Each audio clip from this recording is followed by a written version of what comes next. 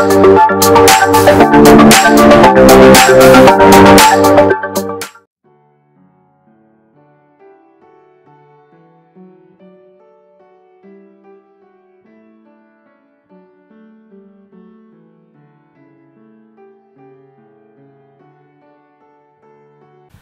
The Lord.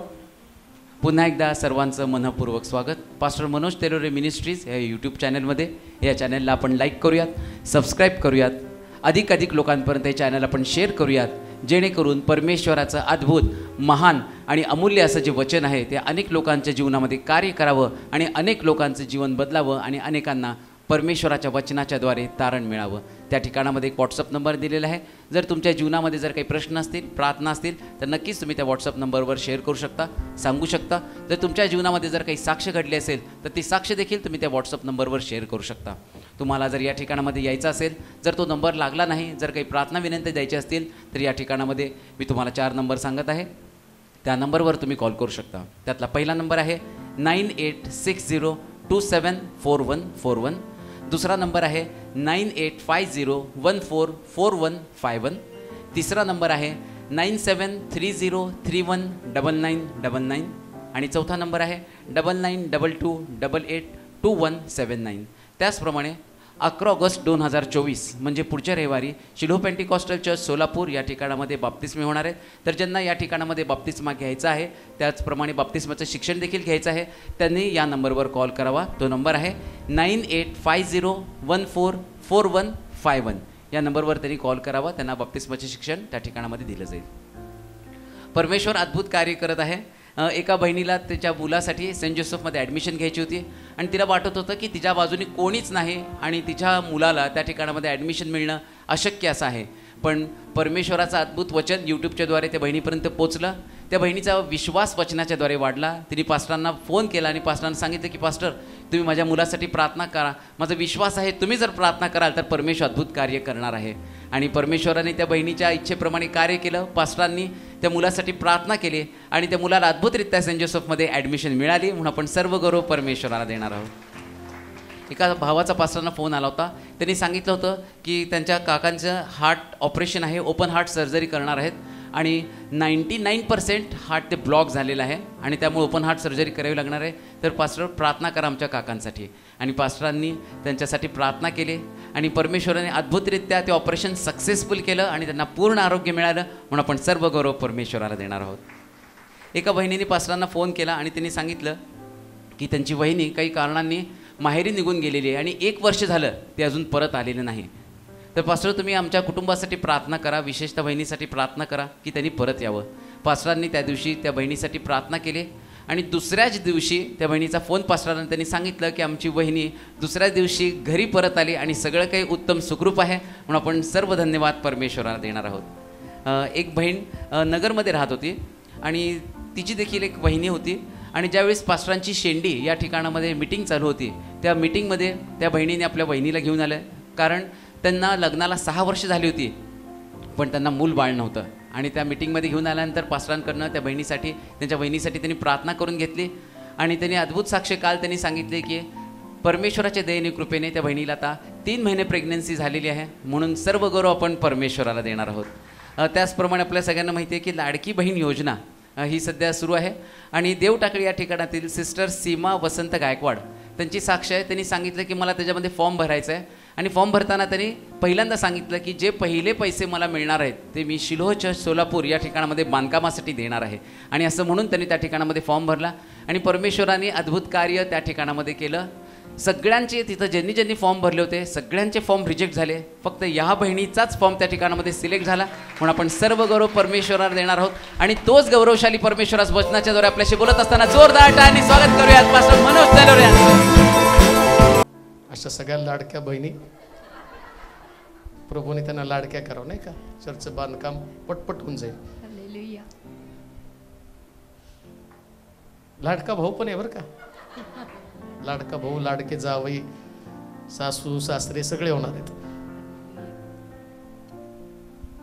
स्तुती करतो देवाची. खूप महान रीतीने देव काम करत आहे. लोकांचा विश्वास वाढवणाऱ्या साक्षी फक्त देवच घडवतो. देवाच्या वचनामध्ये असलेले की मी आपली दृष्टी पर्वताकडे लावतो, मला सहाय्य कुठून मिळेल. जेव्हा लक्ष देवाकडे असतं, शास्त्रामध्ये असलेले तो आकाश आणि पृथ्वीचा निर्माण करताय. एका घरापुरता मर्यादित नाही की चला त्याने घर बांधलं, कुठंतरी एक छान ठिकाणी त्याने टोलेजंग बंगला बांधला, इतका मर्यादित नाही.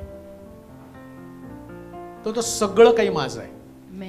इतका भव्य आणि इतका महान देव आहे.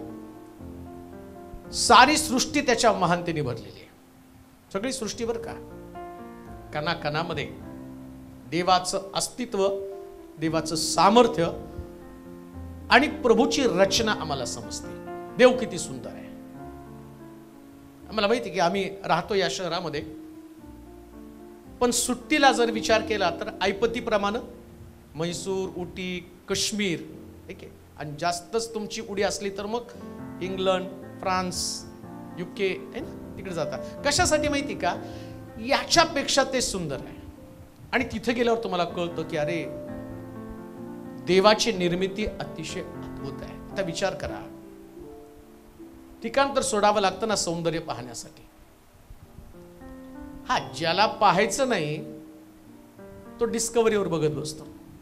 ऐपत नाही तर काय करणार? डिस्कव्हरी, नाही का?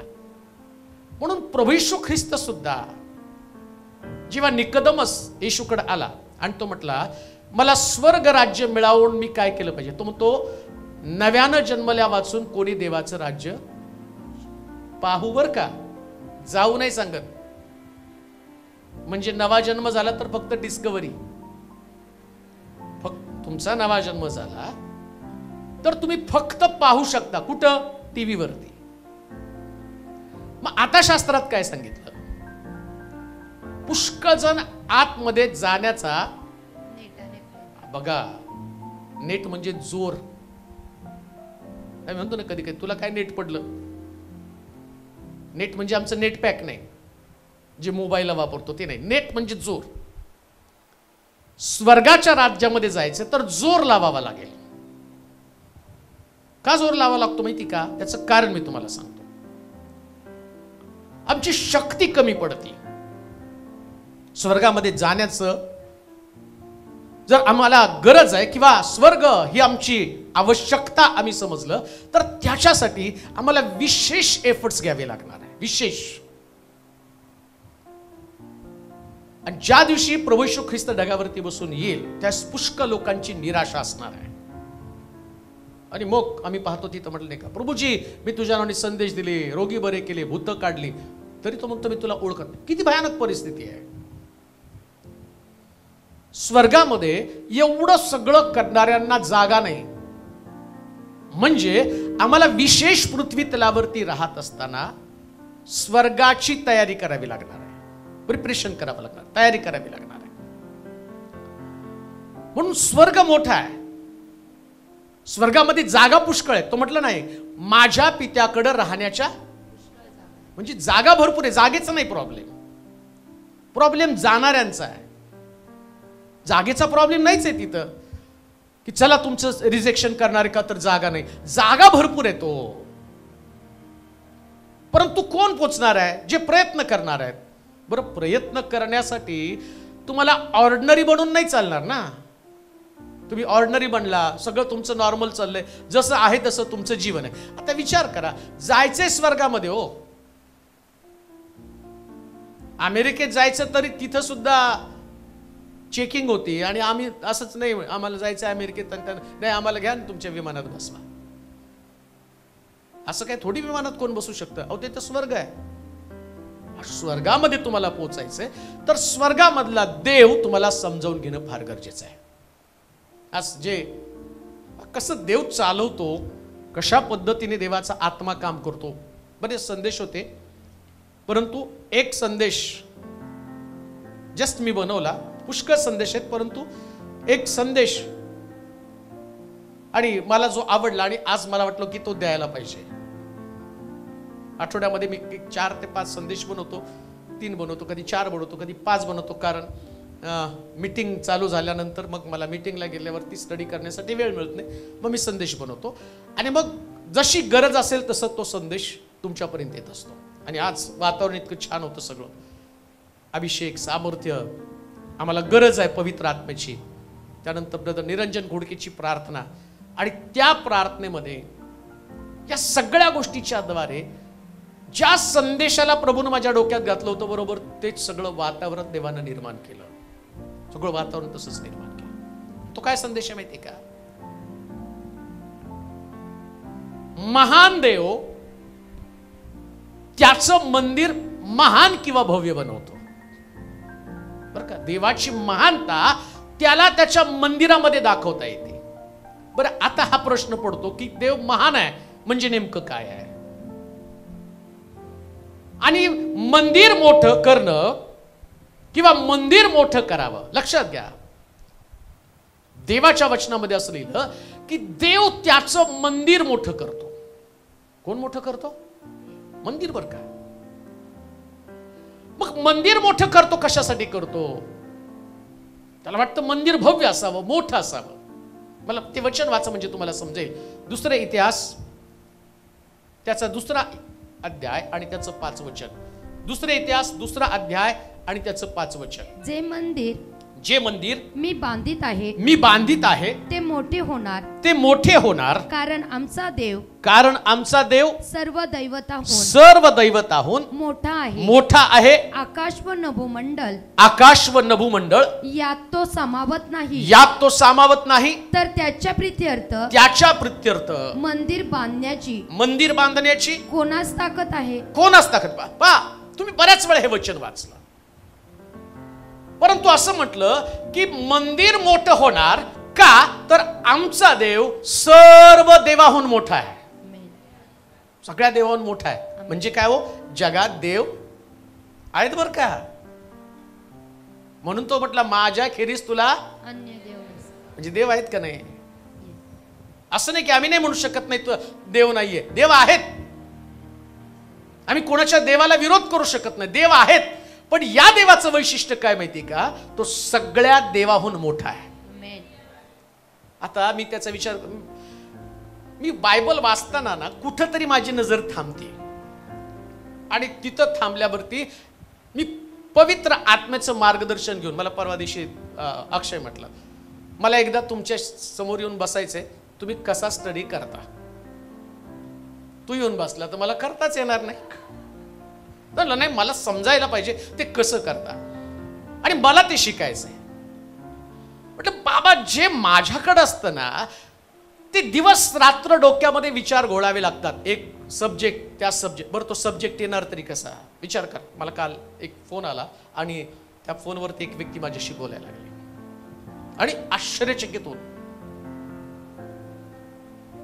एवढे संदेश वाचले, एवढे संदेश ऐकले युट्यूबवरून, मला आश्चर्य वाटतं. प्रत्येक संदेशात शब्द सुद्धा वेगळे असतात, सेम शब्द कधी नसतात. आणि एवढं ज्ञान प्रभूनं हे कसं काय एका व्यक्तीला पुरवू शकतो? त्यास मी सांगितलं, हे पवित्र आत्मा शिकवत असतो. आत्म्याची अधीनता, पवित्र आत्म्याचं सामर्थ्य. दिवस रात्र जर तुमच्या डोक्यामध्ये दैवी विचार असतील तर देव त्याच्या वचनाचं रहस्य आणि गुपित प्रगट करत असतो. इथं असं म्हटलं, मंदिर मोठं होणार कारण आमचा देव सर्व दैवताहून मोठा आहे. सगळ्या दैवताहून मोठा. मग कसा मोठा होणार आहे? देव कसा मोठा? देवाचं मोठेपण काय? मुळामध्ये आम्हाला देवाचं मोठेपण नाही समजलं. काय प्रॉब्लेम आहे माहिती का? आम्हाला देवाचं मोठेपण म्हणजे काय? आम्ही म्हणतो की फार मोठं मंदिर होणार म्हणजे देवाचं मोठेपण असणार. होणारच आहे, 100% होणारच आहे. त्या कामगारांना पाणी द्यायला जो पाणीवाला येतो, थंड थंड पाणी लागतं ना कामगारांना. पहिले पित होते कसले, पण आता कामगार ते म्हणतात नाही, बिस्लरी वॉटर द्या म्हणतात. मग तो कामगार वरती पाणी द्यायला आला आणि मग त्यांनी ते चर्च बघितलं. साहेब, खालचं काय हो? म्हटलं चर्च. आणि वरचं काय? म्हटलं वर पण चर्च आहे. मग हे असताना ते कशाला? आणि एवढं भारी तुम्हाला कशाला लागतं?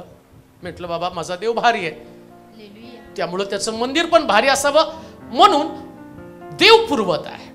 बरं, आता वास्तूला मोठं करण्यामध्ये देवाला मजा नसते. म्हणून आम्ही पाहिलं शल्मोनानं जे बांधलेलं मंदिर आहे इतकं सुंदर, इतकं भव्य होतं की त्या मंदिराकडे पाहिल्यावर शिष्य सुद्धा गांगरून गेले. आणि ते पाहणार आहात तुम्ही खाली खाली, जसं तुम्ही जाल वचनामध्ये त्यास तुम्हाला कळेल. आम्ही जे करतो त्याच्यापेक्षा त्या काळात लोकांनी कशा पद्धतीने मंदिर बांधलं. परंतु बायबल सांगतं, वाचा पुन्हा एकदा ते वचन. जे मंदिर मी बांधित आहे, जे बांधित आहे ते मोठे होणार, कारण आमचा देव सर्व दैवताहून मोठा आहे. बस. मंदिर जे बांधत आहे ते मंदिर नेहमी मोठं असलं पाहिजे. का तर मंदिर म्हणजे देवाचं ऐश्वर्य. देव किती ऐश्वर्य संपन्न आहे हे तुमच्या मंदिरातनं दिसणार आहे. तुम्हाला माहिती का, आपले राष्ट्रपती जे राहतात त्या राष्ट्रपतीच्या बंगल्याची किंमत किती माहिती का? 1,00,000 कोटी. किती कोटी? 1,00,000 कोटीचा बंगला 45 एकरामध्ये. परवा कोणीतरी चिडून म्हटलं 1,00,000 कोटी विकून शेतकऱ्याला द्या, राष्ट्रपतीला कुठेतरी एक छोटी बिल्डिंग बांधून द्या. त्या एवढ्या खोल्यांमध्ये काय राष्ट्रपती 300 खोल्या कुठे फिरणार आहे हो? लपाछपी खेळणार आहे? 300 खोल्या राष्ट्रपतीला. मग राष्ट्रपतीला एवढं मोठं घर का? कारण तो राष्ट्राचा पती म्हणजे राष्ट्राचा प्रमुख आहे. मग तुमचं राष्ट्र कसं आहे हे दिसण्यासाठी राष्ट्रपतीच्या बंगल्याची भव्यता दिसते. आता विचार करा, असे कितीतरी राष्ट्रपती देवाच्या अंडर आहेत जगातले, बरं का, आमच्या देशाचं नाही. आणि राष्ट्रपतीचा बंगला 300च्या खोल्यामध्ये. मग प्रभू प्रश्न करतो, अरे मी सगळ्या जगाचा नायक आहे, मी सगळ्या देवांचं देव आहे, माझ्यासारखा दुसरा श्रेष्ठ कोणी नाही. मग शल्मोनाला तो म्हणतो, माझं मंदिर बांधायचं तर ते भव्यच बांधलं पाहिजे. लक्षात घ्या, मंदिर बांधणं म्हणजे मंडळीचं ताकद त्याच्यामध्ये नसते. एक चर्च बांधलं जातं ना, त्यास ती चर्चची आर्थिक स्थिती नाही दर्शवत. ते कोण सांगितलं तुम्हाला? तुमचं, बरेच लोक म्हणतात नाही तुमचं चर्च जरा श्रीमंत दिसतं, येऊन चालवा. किती श्रीमंत आहे तुम्हाला कळेल. 2 दिवसात नाही पळून गेला तर बघा. श्रीमंत लोक आहे म्हणून चर्च बांधलं जात नाही. देव मोठा आहे आणि तो इतका मोठा आहे. बघा, मला ज्यावेळेस डोक्यामध्ये कल्पना आली ना बांधायचं त्या टायमाला मी उगाच आपलं इकडचं इकडचा मोगम हिशोब काढला. किती 1000 स्क्वेअर फूटचं म्हटलं, 3000 स्क्वेअर फूटचं. तर माझा हिशोब डोक्यामध्ये म्हटलं काय असणार आहे. बाहेर बांधकाम करताना 1500 रुपये रेट लावतात आपलेच कारागीर, आपलं सगळं. 3000 स्क्वेअर फूटचं म्हटलं तर 1000 कोणीले 3,000. तर म्हटलं जास्तीत जास्त 30 लाखात होऊन जात आहे. डोक्यात धरलं 30 लाख. आणि मग विचारलं नाही, पूस नाही केली, चौकशी नाही केली, म्हटलं चला बांधायचंय. आणि बांधायला लागल्यावर सगळं आणल्यावर त्याच्या लोखंडे ब्रदर आले, त्यांनी म्हटले 1.25 कोटी तयार ठेवा. एक खोकं का पेटी खोकं म्हणजे 1 लाख आणि पेटी म्हणजे 1 कोटी. मी म्हटलं आता पेटी म्हणल्यावर माझ्याच पेटीची वेळ येईल नाही का, एवढं कुठून आणायची 1 कोटी? 1 कोटी. आणि तो म्हटला त्याच्यापेक्षा जास्तच. आता प्रश्न पडला हे कसं आहे. मग थोड्या वेळ एकदम शांत झालो. आता प्रश्न असा उपस्थित झाला की हे सगळं लोकांसमोर कसं मांडायचं की आता आपल्याकडं नाहीये आणि कसं लोकांना सांगणार आहे. बरं, सगळं नियोजन करून मी विचार केला की बांधायला कमीत कमी 10-12 वर्ष तर आरामात जातील. तसा माझा विचार पण होता, हे 10-12 वर्ष. परंतु बायबल काय सांगतं, या महाराष्ट्रामध्ये, या सोलापूरमध्ये आणि महाराष्ट्रामधल्या मराठी पाळकांना देवाला दाखवायचं होतं मी सर्व दैवताहून मोठा आहे, म्हणून माझं मंदिर मोठं असलं पाहिजे. इन्स्पिरेशन. काय देव पृथ्वी तलावरती करत असतो. पृथ्वी तलावर देवाचे सेवक असतात, ते निराश असतात. सेवा करताना आर्थिक परिस्थितीशी झगडत असताना त्यांची आशा संपुष्टात आलेली असते. आणि अशा परिस्थितीमध्ये आता देव कोणतीच गोष्ट कोणत्या सेवकाला एका रात्रीमध्ये देत नाही. नाही तर मग सगळे सेवा केले असते ना, घराघरात पाळक तयार झाले असते हो. समजा एका झटक्यात जर कोणाला मिळालं तर मग सगळेच नाही. जसं आता गव्हर्नमेंटच्या जॉबला भरती, पोलीस भरतीलाच किती गेलेत माहित नाही. आज परीक्षा आहे पोलीस भरतीची, का तर गव्हर्नमेंट जॉब आहे. विचार करा, आता या पोलीस भरतीला गव्हर्नमेंट जॉबसाठी एवढे परीक्षा देतात. आणि समजा देव एका सेवकाला सेवा देत असताना त्याला एका रात्रीमधनं सगळं दिलं तर मला वाटतं सरकारला माणसंच मिळणार नाहीत आणि मंडळीमध्ये मेंबर नसतील आणि पाळकच असतील का, तर देवाने सगळ्यालाच आशीर्वाद दिला, मग सगळे पाळक एकमेकाला बसून वचन सांगत बसले असते, जाणार कोण मंडळीमध्ये का? पण देव तसं करत नाही. देव काय करतो माहिती का, एक सेवकाला उभं करतो, त्याला घासतो, त्याला पुसतो, त्याची चांगल्या पद्धतीने त्याला कुटतो आणि त्याचं तेल काढतो. आणि तेल काढत असताना 40 वर्ष जातात, 1-2 वर्ष नाही, मोशेला 40 वर्ष घालवली. सेवक बनवण्यासाठी किती वर्ष लागतात माहिती का? 40 वर्ष. कोणी सेवक एका दिवसामध्ये तयार होत नाही. अजून एक तुम्हाला सांगतो, दिवसात तयार होणारा सेवक तो म्हणतो रानातलं गवत लवकर उगवतं, सूर्य उगवला की ते उगवतं आणि सूर्य मावळला की ते जळून जातं, हे लवकर उगवणार.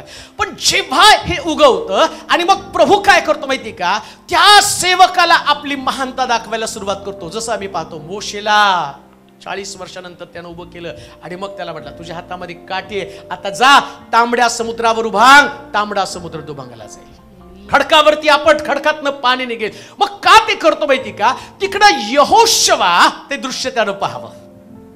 40 वर्षाचं ट्रेनिंग यहोशुवानं तिथं घेतलं. यहोशुवा मोशेकडे पाहताय, यहोशुवा सगळ्या गोष्टी पाहताय. आता देवाला नुसतं मोशे नाही, यहोशुवा पण तयार करायचा आहे. देवाच्या महानतेविषयी मी तुम्हाला सांगते, देव मोठा कसा असतो, देव मोठा त्याच्याविषयी तुम्हाला सांगतो. परमेश्वर नेतृत्व करताना देवाचं मोठेपण काय, तो म्हटलं माझं मंदिर मोठं व्हायला पाहिजे. मी आज सकाळी तुम्हाला आशीर्वाद देत आहे, जर तुम्ही देवाचं मंदिर मोठं करत आहात तर देव तुम्हाला मोठं केल्याशिवाय राहणार नाही. देवाचं मंदिर मोठं करा. परमेश्वराच्या मंदिराचं मोठं पण आम्हाला समजलं पाहिजे. मंदिर मोठं व्हायला पाहिजे, भव्य व्हायला पाहिजे. कशासाठी? राष्ट्रपतीचा बंगला मोठा का, तर आम्हाला कळतं राष्ट्रपती हा देशाचा सर्वोच्च असणारा व्यक्ती आहे, सर्वोच्च व्यक्ती. पंतप्रधानावरती खटला दाखल केला जातो पण राष्ट्रपतीवरती खटला दाखल केला जात नाही. मग राष्ट्रपतीचं घर सगळ्यात मोठं, मग आमचा देव तर त्याच्यापेक्षा मोठा आहे. आमचा देव त्याच्यापेक्षा मोठा आहे. आणि म्हणून लक्षात ठेवा, देवाचं ऐश्वर्य, देव किती समृद्ध आहे, देव किती संपन्न आहे, हे समजण्यासाठी तो काय म्हटलं माहिती का, माझं मंदिर मोठं असलं पाहिजे. देवाच्या तोंडातले शब्द परत वाचा ते. जे मंदिर मी बांधित आहे ते मोठे होणार, कारण आमचा देव सर्व दैवताहून मोठा आहे. आकाश व नभोमंडल यात तो सामावत नाही, तर त्याच्या प्रित्यर्थ मंदिर बांधण्याची कोणास ताकद आहे. आता इथं काय शक्ती कोणाकडे आहे? आमच्याकडे नाही शक्ती, तुमच्याकडे शक्ती नाहीये. आता बघा तो काय म्हटला, हे मंदिर बांधण्याची शक्ती कोणाकडे नाही. मग शक्ती तर निर्माण व्हायला पाहिजे ना. म्हणून मी तुम्हाला म्हटलं ना, स्वर्गात जायचं तर नेटानं प्रयत्न करावा लागेल. असं सहज कोणी मंदिर बांधायचं तर त्याला सुद्धा प्रयत्न करावा लागणार आहे. आता विचार करा, शक्ती तर नाहीये, शक्ती येणार कुठून? 3रा अध्याय 5 वचन, दुसरे इतिहास 3रा अध्याय 5 वचन. 5:5 मधले गडबड. मंदिराच्या मोठ्या भागाच्या छतास त्याने देवदारू लाकडाची तक्तपोशी केली. ती त्यानं शुद्ध सोन्यानं मडवली. तीवर खजुरीचे वृक्ष व साखळ्या यांची नक्षी काढली. त्याने ते मंदिर मौल्यवान रत्नानं सुशोभित केले. सोने वापरले ते पवाईम येथले होते. पुढे त्याने ते मंदिर त्याच्या तुळया उंबरठे भिंती व कवाडे ही सोन्याने मडविली व भिंतीवर करूब खोदलं. मग त्यानं मंदिराचे परमपवित्र स्थान तयार केले. त्याची लांबी मंदिराच्या रुंदी बरोबर 20 हात होती. बस आता त्याच्यामध्ये हे तुम्हाला मी सगळं का वाचायला होतं माहिती का, त्यानं आता जसे हे आडवे बीम आहेत ना, तसे त्या काळामध्ये काही बीम सिस्टम नव्हती, तुळया होत्या. बरं, तुळयाचं वैशिष्ट्य त्या देवदारू लाकडाच्या तुळया, आणि त्या तुळयाला सुद्धा सोन्यानं मडवून टाकलं. आणि इथं तर लिहिलं की आमची शक्ती नाहीये. शक्ती कोणाकडे आहे? देवाची महानता मी तुम्हाला सांगत आहे. मंदिर तर मोठं होणार, कारण देव आणि सगळ्या देवाहून मोठा आहे. आणि तो म्हटला की मंदिर मोठं होणार का, तर देव सगळ्यांहून मोठा आहे. आणि इथं म्हटलं कोणाची शक्ती आहे हे सगळं मंदिर बांधण्याची? मग आता तुळया आल्या, पण शलमोनाच्या डोक्यामध्ये काय, त्या तुळया सुद्धा मी सोन्यानं मढवून टाकणार आहे. आता शक्ती तर नाही, सोनं येणार कुठं? तुम्ही सगळं जर वाचलं, घरी वाचा बरं का, कारण त्याच्यातले मुद्दे जातील. असं लिहिलं, खिळे सुद्धा सोन्याचे होते. खिळे कसले? सोन्याचे. वाचा बरं. हा, सोन्याच्या खिळ्यांचे वजन, सोन्याच्या खिळ्यांचे वजन 50 शेकेल होते. खिळे कसले होते हो? सोन्याचे. मंदिराचे खिळे कसले? सोन्याचे. कुछ भी डुप्लिकेट नाही, सगळं ओरिजिनल. आणि का ओरिजिनल माहिती का? आमचा देवच ओरिजिनल आहे हो. त्याच्यासारखा दुसरा नाहीच आहे ना कोणी. मग आता प्रश्न तो उरतो, शक्ती नाही मग मंदिर बांधणार कसं? आता त्याचं कारण मी तुम्हाला सांगतो. जेव्हा तुमची शक्ती संपती तेव्हा देव तुमची ताकद बनतो. ही देवाची महानता आहे. नाही तुमची ताकद, नाही तुमच्यामध्ये तो पुरवठा करण्याची शक्ती. लक्षात घ्या, जेव्हा देव त्याच्या महानतेला सुरुवात करतो ना, त्या लोकांची ताकद तो वाढवतो. आणि मग आम्ही या दिवसामध्ये बघत आहे, परवा गेल्या आठवड्यात पण मागच्या आठवड्यात, माहित नाही कोणत्या बहिणीनं, ती काय होतं, काय काय त्याचं नाव होतं, ठुशी का खुशी, ठुशी, ती ठुशी टाकली याच्यामध्ये, एक दागिना. मला माहिती आहे त्याची किंमत एवढी नसती, परंतु तिला माहिती होतं की या मंदिरासाठी, लक्षात घ्या मी जे बायबल मधलं सांगतो ते किती प्रॅक्टिकल आहे आणि देव कशा पद्धतीने लोकांमध्ये काम करतो. तुमची ताकद नाही पण देव त्याची महानता दाखवतो. परमेश्वरच अशी गोष्ट आहे ना, म्हणून आम्ही पाहतो येशू जन्माला आल्याबरोबर ज्या ज्ञानी लोकांनी त्याला पाहायला गेले तर ते आपल्यावर जाताना सोनं घेऊन गेले. कोण ज्ञानी माहिती का? ज्ञानी व्यक्ती परमेश्वराच्या मंदिराचा खिळा सुद्धा सोन्याचा बनवतो. मंदिरामध्ये असणारा खिळा सुद्धा त्या ठिकाणामध्ये सोन्याचा. इतका महान तुमचा देव आहे.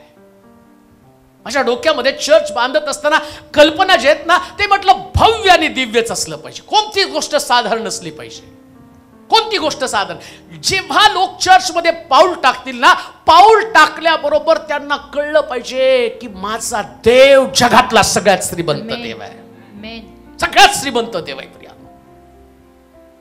आणि तुम्ही दिल्यानं ते मिळणार नाही, देवानं ती ताकद तुम्हाला दिल्यावर मिळणार आहे. तुम्ही ठरवलं ना काही घडणार नाही, चला आता मला वाटलं मी ते करणार आहे. लक्ष, तुम्ही द्या नका देऊ, देव अद्भुत रीतीनं ती ताकद निर्माण करतो. जर तुम्ही दिले तर देवाचे धन्यवाद करा, देवाने ती ताकद तुम्हाला दिलेली आहे. याच्यामध्ये देवाची महानता आहे.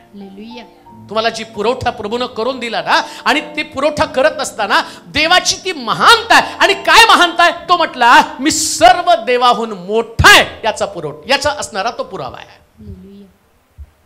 तुमच्याकडे नव्हतं आणि तुमच्याकडे काही पण नाही. तुमचं जे आहे ते तुमच्याच गरजा भागू शकत नाही. 100% तुमच्या गरजा कशा भागणार आहे? तुम्हाला तुमचा पगार काय राष्ट्रपती एवढा पगार आहे का? 4 लाख 10 लाख रुपये. बरं तुम्हाला टेबला खालून काय येतंय? काहीच येत नाही. तुमची नाही भागू शकत. पण एक गोष्ट ध्यानात ठेवा, जेव्हा तुम्ही मंदिराच्या खिळ्याचा विचार करता, आता बघा मागे मी सांगितलं एक खिळा तर लोकांनी दिले एक खिळा. आता सांगतो सोन्याचा खिळा. कसला खिळा? सोन्याचा खिळा. हा, त्याच लोकांना असलो एक खिळा. पळक साहेब आमचा एक खिळा घ्या 1000 रुपये. आता खिळा तर सोन्याचा आहे. कसला खिळा आहे? सोन्याचा. मंदिराचा खिळा सुद्धा सोन्याचा. आणि मंदिराच्या ज्या तुळया, या पिलर्स आहेत, या पिलर्सला सुद्धा सोनं लावलं का? तो म्हणतो माझं ऐश्वर्य दिसलं पाहिजे. देवाचं मंदिर जे आहे ना, ते मंदिर आतमध्ये पाऊल टाकल्या अहो नुसतंच ते नव्हतं. अजून वाचा बरं त्याच 5व्या वचनामध्ये 3रा अध्याय 5 वचन. काय काय होतं त्याच्यामध्ये? मंदिराच्या मोठ्या भागाच्या छतास त्याने देवदारू लाकडाची तख्तपोशी केली. ती त्याने शुद्ध सोन्याने मढविली. शुद्ध सोन्यानं मढवली. तीवर खजुरीचे वृक्ष व साखळ्या साखळ्या यांची नक्षी काढली. त्याने ते मंदिर मोलवान रत्नांनी. कशाने हो? मोलवान रत्नांनी. नुसतं सोनं नव्हतं. हालेलुया. काय होतं? मोलवान रत्न. आता माझं जर डोकं फिरलं तर पण इथल्या चोरट्यांना भ्यावं लागतं. ते मलाच बडवतील आतमध्ये घुसून, नाही का? रत्न घेऊन जातील, सोनं घेऊन जातील, पण तरी सुद्धा आम्ही जे आहे ते देवाचं मंदिर भव्य करणार आहोत. हालेलुया. आता एक गोष्ट आता हे तुम्हाला का सांगतो ना, मी ते वचन वाचत असताना मी एवढा एक्साइट झालो ना, की परमेश्वर त्याची महानता कशी दाखवतो. बघा, भारताच्या नंतर इस्रायलला स्वातंत्र्य मिळालं. आपल्याला 1947ला, त्यांना 50 मध्ये मिळालं. 50 मध्ये ते एकत्र झाले. आणि आता त्यांची आणि आमची तुलना केली तर जगातलं सगळ्यात श्रीमंत राष्ट्र इस्रायल राष्ट्र, जगातलं सगळ्यात पॉवरफुल राष्ट्र इस्रायल राष्ट्र, मग जगातलं सगळ्यामध्ये म्हणजे भारी भारी गोष्टी असणाऱ्या कोणतं राष्ट्र तर इस्रायल. त्यांचं खाणं, त्यांचं पिणं, त्यांचं राहणीमान, त्यांचा पुरवठा त्यांना आणि त्यांची निर्यात ही जगामध्ये सगळ्यात आहे. ते कोणावरती अवलंबून नाही. मग का हो? कारण यहुदी लोकांना माहिती होतं की देवाचं मंदिर कसं असावं. आणि यहुदी लोकांनी, आता जर तुम्ही बघितलं ना, येशू ख्रिस्त येण्याच्या अगोदर जे मंदिर बांधणं गरजेचं आहे, आता सुद्धा त्यांच्याकडे मंदिराचा प्लॅन आहे जो टीव्हीवरती दाखवला जातो. आणि म्हटलं जातं इस्रायलमध्ये ते मंदिर बांधायला सुरुवात करावी. त्या राष्ट्रपतींनी आणि सर्व मंत्रिमंडळाने ठराव केला की तिथं मंदिर बांधून व्हायला पाहिजे. अहो, एवढ्या कठीण परिस्थितीमध्ये सुद्धा त्यांचं लक्ष कुठं होतं तर देवाचं मंदिर बांधावं. जेव्हा देवाचं मंदिर बांधण्याची कल्पना एखाद्या व्यक्तीच्या डोक्यामध्ये येतो, तर देव त्या राष्ट्राला श्रीमंत करत असतो. चर्च, देवाचे लोक, जेव्हा तुमच्या डोक्यामध्ये देवाचं मंदिर असतं, ते मंदिर ही कल्पना तुम्हाला धनवान करत असते, तुम्हाला ऐश्वर्य संपन्न करत असते. का तर परमेश्वराचं वचन सांगतं की देव त्याची महानता त्याच्या मंदिरामध्ये दाखवत असतो. लक्षात घ्या, तुमच्या जीवनाला कलाटणी देणारा क्षण कोणता असेल, तुमच्या जीवनाला जर उन्नत करणारा क्षण कोणता असेल, तुमच्या परिस्थिती बदलणारा क्षण जर कोणता असेल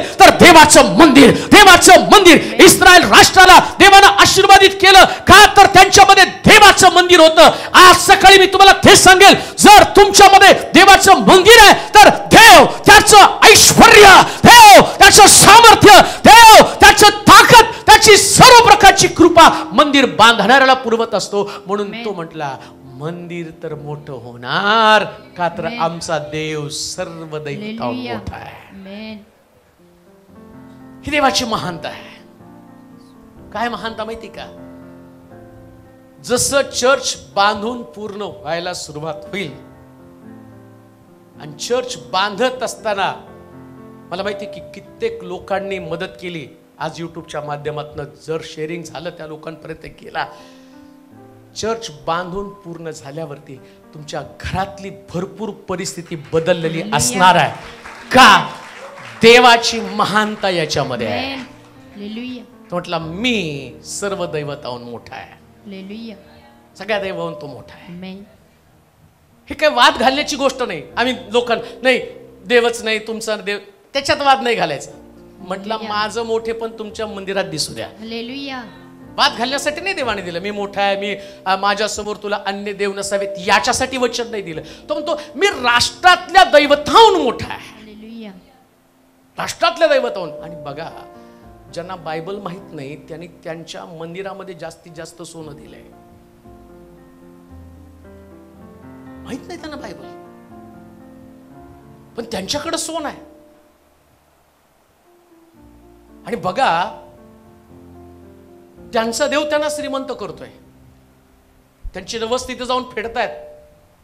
विचार करा, या लोकांची श्रद्धा, त्या देवावरती असणारी श्रद्धा, त्याच्या पोटी ते एवढं सोनं त्या देवाला देत आहेत. मोठमोठे फिल्म स्टार, एवढे सगळे लोक आहेत.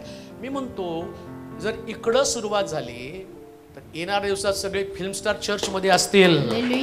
चर्च मध्ये असतील. त्यांचं तारण होईल. का? त्यांना कळेल असा देव या पृथ्वी तलावरती आहे ज्याचं नाव यहोवा देव. तो सर्व देवाहून थोर आहे.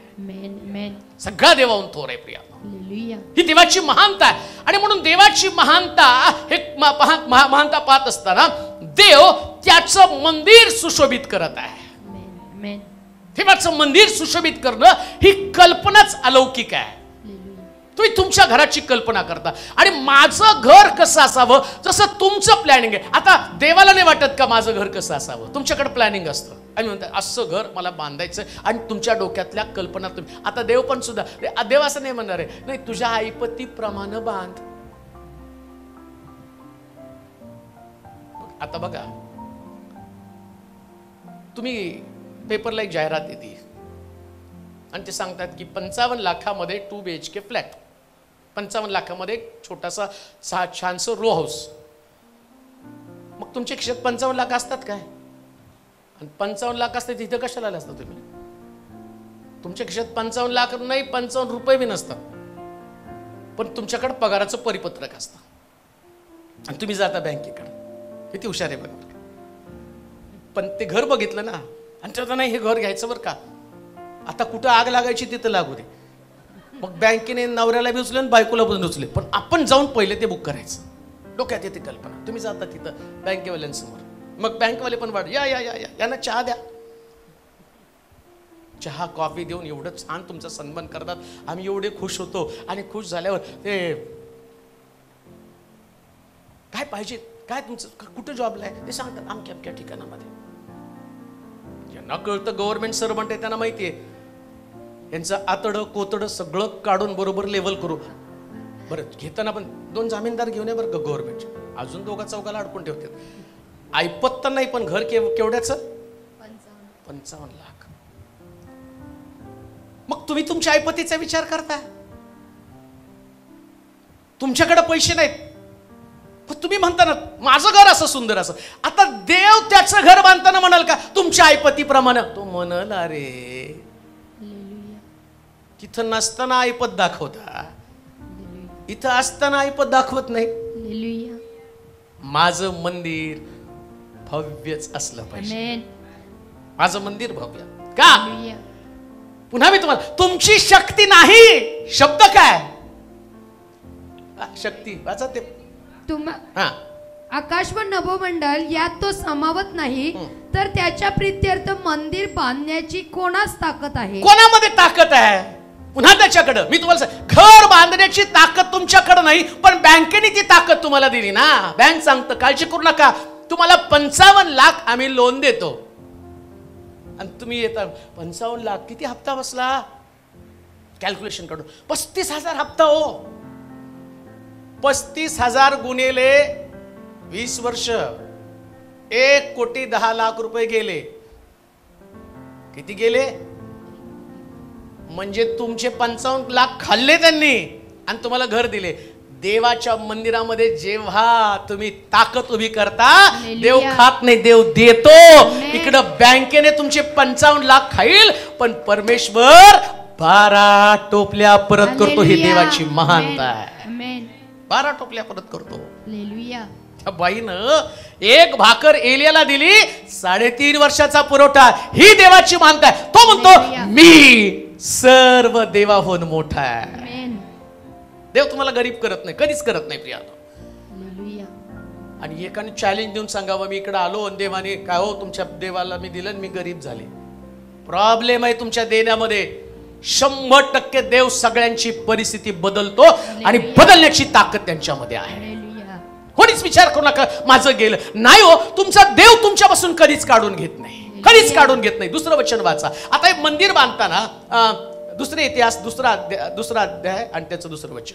शल्मोनाने 70,000 ओझे करी. आता मंदिर मोठं करायचं कसं? मोठं करायचं मंदिर कसं भव्य बनवायचं? आणि देव म्हणतो मी सर्व देवाहून मोठा देव आहे, श्रेष्ठ आहे आणि माझं मंदिर मोठं होणार कारण देव सर्व दैवताहून मोठा आहे. तर कसं त्याचं मोठेपणे वाचा. शल्मोनाने 70,000 ओझे करी. 70,000 ओझे करी. डोंगरातून धोंडे काढणारे 80,000 व त्याचवर देखरेख करण्यासाठी 3,600 लोक मोजून काढले. आता बस पहिला मुद्दा देवाचं मोठेपण. देवाचं तो म्हणतो माझं मंदिर मोठं होणार, भव्य होणार कारण मी सर्व देवाहून मोठा देव आहे. ऐका कसं मंदिर मोठं होणार आहे. पुन्हा मी तुमचं लक्ष लावतो. मंदिरासाठी आवश्यक असणाऱ्या गोष्टी, सोन्याचे खिळे, सोन्याचे पत्रे, तुळया, या सगळ्या गोष्टी प्रभू पुरवतो.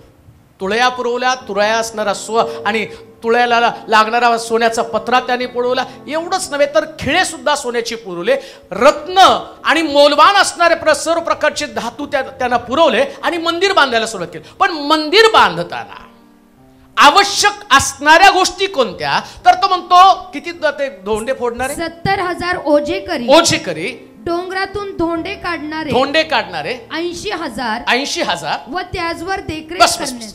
ते बाकीचं एक आता टप्प्याटप्प्याने पावलं. देवाची महानता मी तुम्हाला सांगते बरं का. हे वाचताना इतकं सोपं. आम्ही ते वाचताना नुसतं तिथं थांबलो. काय कॅल्क्युलेशन मांडलंय, 70,000 ओझेकरी, 80,000 दगड काढणारे आणि 3,600 देखरेख करणारे असं मांडले. आणि तो म्हणतो मी मोठा देव आहे, अन्य दैवताहून मोठा देव आहे, माझं मंदिर मोठं होणार आहे. पुन्हा मी तुम्हाला सांगतो, शलोमोनानं बांधलेलं मंदिर, हे सगळं स्ट्रक्चर त्यानं केलं, पण ते मंदिर प्रभूनं पाडलं. त्याचा पत्रा, त्याचे खिळे सोन्याचे होते. ऐका, त्याचे खिळे सोन्याचे होते, त्याचा पत्रा सोन्याचा होता, रत्नानं ते मढवून टाकलेलं होतं, सगळं रत्न. एवढं सुंदर मंदिर त्यानं बांधलं. आणि आता तो म्हणतो हे मंदिर पाडून मी 3 दिवसामध्ये पुन्हा उभं करेल. नव्या करात मी तुम्हाला घेऊन येतो बरं का. मंदिराची भव्यता, देवाचं महानता याच्याविषयी तुम्हाला सांगत आहे. इथं जे 80,000 लोक आहेत, देवाचं मोठेपण, 80,000 धोंडे काढणारे लोक. किती लोक हो? कोण हे 80,000 लोक आहेत जे धोंडे काढणारे? ते सेल ग्रुपवाले आहेत. सेल ग्रुपवाले बाहेर जातात आणि डोंगर फोडतात आणि त्या डोंगरातनं दगड काढतात, विटा नाही काढत. काय काढतात तो? का हो धोंडे काढले माहिती का? धोंडे म्हणजे भिन्न भिन्न स्वभावाचे लोक आहेत. धोंडे एकसारखे नसतात, गरीब असतात, श्रीमंत असतात, व्यसनाधीन असतात. त्याचप्रमाणे आम्ही पाहतो की काही लोक कंगाल झालेले आहेत, काहींचं जीवन बदलत नाही, काही चोर असतील, काही लुटारू असतील. येशूचे सगळे शिष्य असेच आहेत, सगळे वेगवेगळ्या स्वभावाचे लोक आहेत. कोणी सुद्धा एकसारख्या स्वभावाचा नाही. मॅच असणारा एक स्वभाव दाखवा की यांचं एकमेकाशी पटलंय, आणि पटणारे येशूचे 12 शिष्य तुम्ही निवडून दाखवा की त्यांचं एकमेकाशी पटलं ना. पेत्राचं पटलं ना, याकोबाचं पटलं ना, योहानाचं पटलं, कोणाशीच कोणाचं पटलं नाही. पण येशू गेला आणि त्या डोंगरामध्ये असणारे एक एक धोंडे त्यानं काढले. म्हणून लक्षात ठेवा, तुम्हाला एकसारख्या स्वभावाचे लोक जिंकायचे नाहीत. देवाची महानता काय? भिन्न भिन्न स्वभावाचे लोक जिंकणं ही देवाची महानता आहे. 80,000 कोण हो? 80,000 धोंडे काढणारे. 80,000 सेल लीडर पाहिजे. मारलंय मोठं भलं मोठं चर्च, एवढं भारी बांधलंय, आतमधलं इंटिरियर खूप छान आहे, बसायला आसन व्यवस्था खूप सुंदर आहे, साऊंड सिस्टम एक नंबर आहे. पण प्रश्न उपस्थित होतो, तो म्हणतो मी अन्य देवांसारखा देव नाही, मी नुसता मंदिरामध्ये राहत नाही, माझं लक्ष त्या धोंड्यांकडे आहे की धोंडे काढणारे लोक कोणते आहेत, की जे भिन्न भिन्न स्वभावाचे लोक आहेत. लक्षात ठेवा, महान देवाचं मंदिर महान तेव्हा बनतं जेव्हा भिन्न भिन्न स्वभावाचे लोक आमच्यामध्ये येतील. एक दिवशी या ठिकाणामध्ये असे लोक यावेत की जे लोक पूर्वी चोऱ्या करत होते, पण त्यांनी सांगावं आता हे धोंडे बदललेत, आम्ही त्यांना घेऊन आलो. चोऱ्या करणारे लोक बदलून गेले, त्यांचं जीवन बदललं. त्यांनी सांगावं पूर्वी आम्ही पॉकेट पिकिंग करत होतो आणि लोकांचे खिसे कापत होतो, पण आता खिसे कापण्याची कात्री आमच्या खिशात नाही, आमच्याकडे नवा करार आहे, आमच्याकडे पवित्र शास्त्र आहे. हेच महानता आमच्या देवाची. याला म्हटलं आमचा देव मोठा आहे. आमचा देव हा जीवन बदलणारा देव आहे. जेव्हा तुम्ही जाल, लोकांना जिंकाल, लोकांचे स्वभाव पाहणार नाही, तर लोकांचं जीवन आणि त्यांना ख्रिस्ताची गरज आहे. म्हणून येशू ख्रिस्त म्हटला, चौकात बांधलेलं गाढव सोडून आणा. त्यानं म्हटलं नाही की आणि चौकात बांधलेला सुंदर घोडा तुम्ही आणा. तो गाढव, नाकारलेलं, धिक्कारलेलं, अवहेललेलं गाढव, याला प्रभूची गरज आहे. लक्षात ठेवा, प्रभूला प्रत्येक न आवडत्या व्यक्तीची गरज आहे. आणि ती गरज प्रभू सांगत असताना म्हणतो, जाऊन धोंडा घेऊन ये, जाऊन धोंडा घेऊन ये. देवाची तळमळ काय, महानता काय, आणि देवाची महानता ही तो म्हणतो मंदिरामध्ये मी सगळ्यांपेक्षा, अन्य देवांपेक्षा मोठा देव आहे. का तर मी सगळ्यांना जीवन बदलण्याची संधी देतो. हीच देवाची महानता आहे. मिनिस्ट्री, याला सेवा म्हटलेलं आहे. कुठली सेवा? आत्मे जिंकणं. धोंड्याच्या आकाराविषयी बोलू नका. आकार बदलण्याची ताकद देवामध्ये आहे. हालेलुया. तुम्ही फक्त धोंडे घेऊन यायचे. आमेन. तुम्ही धोंड्याची चर्चा करू नका. कधी कधी आम्ही धोंडा घेऊन म्हणतो, नाही हा धोंडा असा आहे.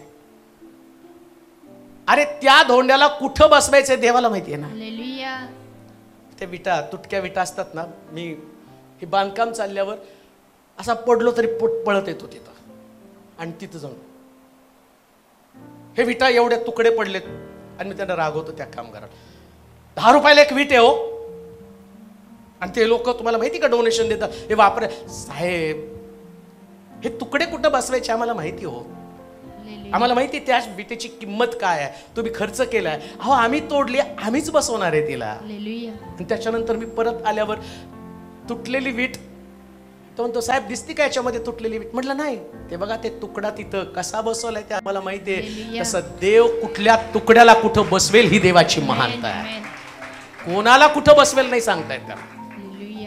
कसा बसेल तुमच्या दृष्टिकोनातून तो टाकाऊ आहे, तुम्हाला नाही वाटत त्याचं व्हॅल्यू. मग देवाची महानता काय? देवाची महानता काय? समजा सगळे चांगलेच लोक देवाने हातामध्ये घेतले, म्हणून तर येशू ख्रिस्ताचं वैशिष्ट्य ते परुषित, तुमचा देव सारखा पाप्यांमध्ये जाऊन बसतो. अरे ती महानता आहे ना. चांगल्यासाठी मरणारा तो कोणी तर आहे, तो पाप्यांसाठी मेला, ही देवाची महानता आहे. म्हणून त्याच्यामध्ये देव मोठा कधी होणार आहे? ज्या मंदिरामध्ये वेगवेगळे धोंडे असणार आहेत, सगळ्यांचे स्वभाव वेगळे आहेत. पण वैशिष्ट्य काय माहिती का?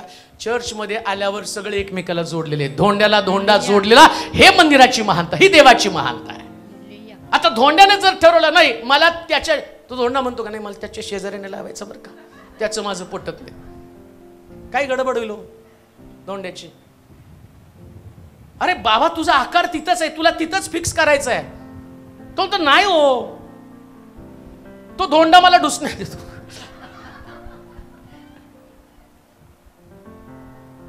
कशा डुसण्यात येतो माहिती का? त्या धोंड्याचं कुठं तरी टोक पुढलेलं असतं आणि तो धोंडा याला चिकटवून तो काळजी करू नको ना, हे आलेलं टोक मी बरोबर तोडतो आणि तुला कुठल्याही प्रकारची अडचण होणार नाही. असं दोघांना त्या ठिकाणामध्ये बसवण्यासाठी जे आवश्यक आहे सिमेंट, हे सिमेंट म्हणजे देवाची प्रीती आहे. एकदा ती प्रीती असली की सगळे धोंडे जखडले जातात. प्रीती नसेल तर धोंडे एकमेकाला टोचले जातात. याच्यामध्ये देवाची महानता काय? म्हणून किती सुंदर आपण वर्शिप चालवतोय आणि त्या वर्शिपचा गाभाच जर काय असेल तर त्याच्यामध्ये आम्ही पाहिलं धोंड्याला धोंडा चिटकणं, हे देवाची महानता आहे. काय? 80,000 डोंगरातून धोंडे काढणारे. किती हो? 80,000. 80,000 लोकांनी धोंडे काढले पाहिजे. आज सकाळी हा प्रश्न माझा तुमच्या समोर आहे, तुम्ही किती धोंडे काढायला जात आहात? किती धोंडे काढायला गेलेला आहात? धोंडे काढा, डोंगर फोडा. कुठं जायचं? डोंगराकडे जायचं, चांगल्या ठिकाणात नाही जायचं तुम्हाला. बा जिथं आतमे जिंकले तिथं जाण्यात काय मजा आहे? ज्यांचं तारण झाले तिथंच घुसतोय आम्ही. अहो दगड आणा ना. हालेलुया. का दगड आणायला जायचं माहिती का? तुम्ही दगड आणायला गेल्यावर तुमच्यामध्ये बदल होणार आहे आणि तुम्ही जिथं तारण झालं तिथल्या लोकांकडे जाल तर तुम्ही पाप करायला सुरुवात करणार आहे. तुमच्याकडे काय असणार आहे? दुसरं सुवार्ता नसणारच आहे. सुवार्ता कोणाला ऐकायची? ज्यांना तारण, जे दगड आहेत त्या दगडांना सुवार्ता सांगायची ना. म्हणतो म्हटलं तुम्ही गप्प बसला तर धोंडे ओरडतील. धोंड्यापासून अब्रामाची संतती निर्माण करण्याचं सामर्थ्य माझ्यामध्ये, आणि म्हणून धोंडे आणायला जा. तिथं जाऊ नका ज्यांना सुबा, जे चर्चला येतात त्यांच्याकडे आम्ही प्रार्थनेला गेल्यावर मग आता त्यांनी ठेवून काय ऐकणार?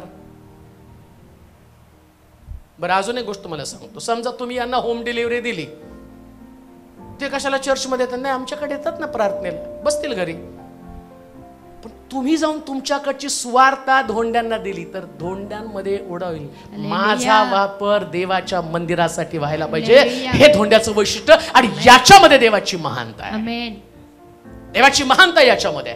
सेवा करायची तर तुम्हाला डोंगरामध्ये जाऊन फोडावं लागेल. काय करावं लागेल? फोडावं लागेल. काय? डोंगरातून धोंडे काढणारे 80,000. कशात काढणारे किती?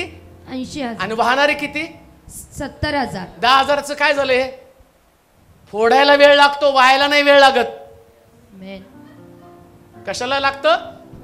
फोडायला मेहनत तिथे लागते, व्हायला काय लागणार आहे मेहनत? व्हायला सहज तुम्ही कोणाला पण घेऊन या, फोडा जाऊन तिथं ना. हालेलुया. अहो युट्यूबच्या माध्यमातून मी फोडतोय, तुम्ही घेऊन येताय. हालेलुया. त्यांना माहित नाही रस्ता, ते धोंडे पडलेत, तुटून पडलेले, रस्ता माहित नाही त्यांना, यायचं कसं काय. आणि मग ते विचारतात. कोणीतरी मला फोन केला आणि म्हटलं साहेब तिथं एक खोली मला वर बांधून ठेवा. म्हटलं मीच जातो आता कुठेतरी निघून. रोज एक एक धोंडा येऊन माझ्याच बोकांडी पडल्यावर माझं कसं व्हायचं.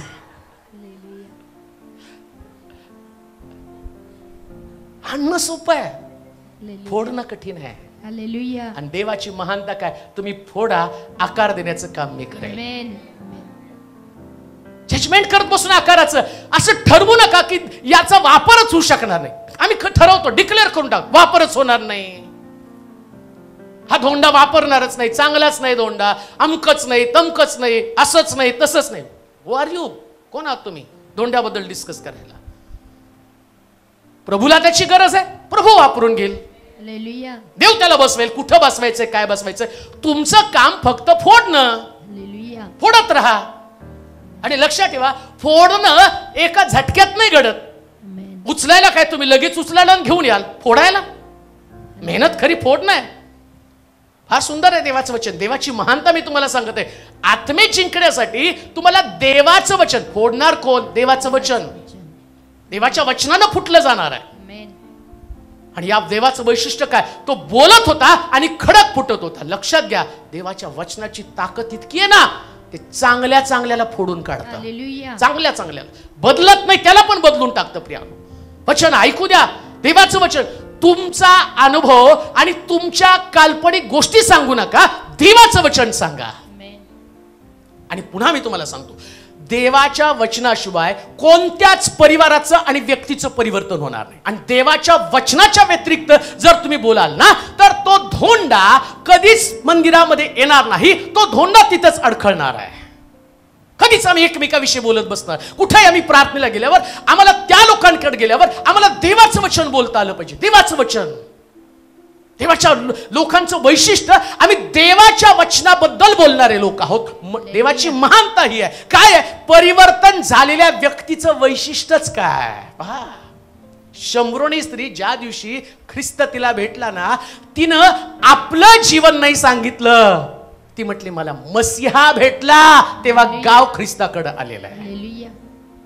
सोलापूरच्या लोकांनो, माझं फार मोठं विजन होतं की या सोलापूरमध्ये मोठंच्या मोठं परिवर्तन व्हावं आणि हजारो लाखो लोक ख्रिस्ताकडे यावे. पण ते तसे येऊ शकणार नाही जोपर्यंत लोकांमध्ये देवाच्या वचनाची आगतिकता नाही. देवाचं वचन गाजवण्यासाठी त्यांच्यामध्ये तळमळ नसेल तर कधीच लोकांचं जिंकलं जाणार नाही. देवाचं वचन गाजवण्याची तळमळ आमच्यामध्ये असली पाहिजे. आमेन. परंतु आम्ही आमचा सगळा वेळ नको त्या गोष्टीसाठी खर्च करतो. देवाच्या वचनाची घोषणा करण्याच्या ऐवजी जर आम्ही दुसऱ्या कोणत्या घोषणा केल्या तर कसा आत्मे जिंकले जाणार आहे, कसा धोंड्याला आकार प्राप्त होणार आहे. आणि सैतान फार धूर्त आहे. तो तुम्हाला देवाचं वचन गाजवण्यापासून वंचित करणार, कारण त्याला सोलापूरमध्ये काम करू द्यायचं नाही. मग सोलापूरमध्ये काम करायचं तर देवाची महानता काय, तुम्ही जा धोंडे घेऊन या. बघा, हे चर्च बांधून मोठं होईल ना, या चर्चमध्ये इतके धोंडे आले पाहिजे की या चर्चसाठी अजून आपल्याला तरतूद करावी लागेल. एवढं आमचा देव मोठा बनला पाहिजे. कधी बनणार आहे? धोंडे पाहिजे, धोंडेकरी पाहिजे, धोंडे फोडणारे लोक पाहिजे. फोडा धोंडे ना, एकमेकाला कशाला फोडायचं? आम्ही धोंडे सोडून एकमेकालाच फोडत बसलो तर काय राहणार त्याच्यामध्ये? धोंडे फोडा, दगड फोडा, दगडाला फोडा, त्याच्या खाली वाचा. 70,000 काय 80,000 डोंगरातून धोंडे काढणारे. किती धोंडे काढणारे? 80,000. म्हणजे हे कोण आहेत? आत्मे जिंकणारे लोक. हालेलुया. कोण जिंकणारे? आत्मे जिंकणारे. आणि कोणते आत्मे जिंकायचे? नवीन. नवीन. कोणते आत्मे? नवीन. नवीन लोकांना. दगडांकडे जा. दगड कुठं असतात? डोंगर अखंड असतो आणि तिथं जाता आणि तुम्ही घाव घालायला सुरुवात करता. एक निघतो पहिल्यांदा. हालेलुया. पहिल्यांदा वैजंती निघाली, एक घाव घातला, वैजंती निघाली. दुसरा घाव घालाल, दुसरा घाव घातला, तिची लेकरं निघाली. हालेलुया. मुलगा निघाला, मुलगी निघाली. तिसरा घाव घातला, अनिरुद्ध निघाल. हालेलुया. घाव तर घालायला सुरुवात करा ना. हालेलुया. आणि तुम्हाला काय वाटतं? एक धोंडा असतो तो जरा रगेल असतो, निघत नाही लवकर. तिथं जास्त मारावं लागतं, दन दन दन दन दन दन दन दन. आणि कधी कधी आम्ही तेच म्हणतो, जाऊ दे हे धोंडा निघत नाही, दुसरीकडे नाही, तो धोंडावर होतो. अरे अजून 2 घातलेस तर आलो असतो. धाव घाला, प्रभू घेऊन येईल. ही देवाची महानता आहे, ही देवाची महानता आहे. तुम्ही जाऊन त्या धोंड्यांना दगडात, त्या डोंगरातनं बाहेर काढा. तिसरी गोष्ट वाचा. व त्याचवर देखरेख करण्यासाठी 3600 लोक मोजून काढले. नाही, ओझेकरी. शल्मोनाने 70,000 ओझेकरी 70,000 ओझेकरी डोंगरातून धोंडे काढणारे. आता 70,000 ओझेकरी बघा, 80,000 फोडणारे आणि 70,000 ओझेकरी. ऐका बरं का, समजणार नाही तुम्हाला, पण देवाची महानता मी तुम्हाला सांगतो. आता धोंडे काढले, ओझेकरी किंवा ते उचलणारे लोक पाहिजेत. कोण आहेत ओझेकरी? प्रार्थना योद्धे. असंच नाही, दगड धोंडे मंदिराच्या बांधकामाला तोपर्यंत येणार नाही जोपर्यंत मंदिरामध्ये 70,000 ओझेकरी. देवाची महानता काय, प्रार्थना योद्धे सुद्धा 70,000. अजून एक गोष्ट तुम्हाला सांगतो, फार मोठं युद्ध चालू आहे मंडळी संबंधानं, सैतानाचं आणि देवाचं. असं लिहिलंय, जेव्हा एदेन बागेमध्ये आदामानं फळ खाल्लं, त्या स्त्रीला देवानं शाप दिला, स्त्रीचं संतान तुझं डोकं पडेल आणि तू त्याची टाच फोडशील. आणि तिथं एका युद्धासंबंधानं सांगितलं की आता तो लुसिफर आणि स्त्रीची संतती फार मोठं युद्ध करणार आहे. तो टाच फोडेल आणि ती मंडळी किंवा ती स्त्रीची संतान जे आहे आणि त्या असणाऱ्या सापाचं डोकं फोडणार. हे युद्ध त्या ठिकाणात सांगितलंय. मग कसं युद्ध असणार आहे ते? त्या युद्धाचं वैशिष्ट्य काय? स्त्रीचं संतान म्हणजे देवानं स्थापलेली मंडळी. प्रभू येशू ख्रिस्त जो संतान म्हणून त्या ठिकाणामध्ये येशू संतान म्हणून आला आणि आम्ही पाहतो शेवटचा वार त्याच्या क्रुसावरती, त्याच्या कुशीवरती केला आणि त्या कुशीमधली फासळी, जसं आदामाला फासळी दिली तसं मी पाहतो या मंडळीचा उगम जर कुठं झाला तर ख्रिस्ताच्या कुशीमध्ये झाला आणि तिथं ते युद्ध सुरू झालं. आणि त्या युद्धापूर्वी येशू ख्रिस्तानं ही मंडळी अस्तित्वात येण्याच्या अगोदर डोंगरावरती सगळ्यांसाठी ओझं घेऊन प्रार्थना केली आणि म्हटलं की जागृत राहा आणि प्रार्थना करा. आणि त्याची प्रार्थना काय होती? हे बाप्पा, जसं तू आणि मी एक आहे तसं यांनी एक असावं. आणि ती ऐक्याची प्रार्थना केली आणि शिष्यांकडे येऊन तो म्हणतो जागृत राहा आणि प्रार्थना करा, तुम्ही परीक्षेत पडू नये म्हणून प्रार्थना करा. हे ख्रिस्तानं या मंडळीला दिलेला बोध आहे. आणि इकडं देवाची महानता काय माहिती का? जेव्हा देव चर्च अस्तित्वात आणतो तो सगळ्या देवाहून श्रेष्ठ का देव आहे? तो अन्य दैवतांसारखाच देव का नाही?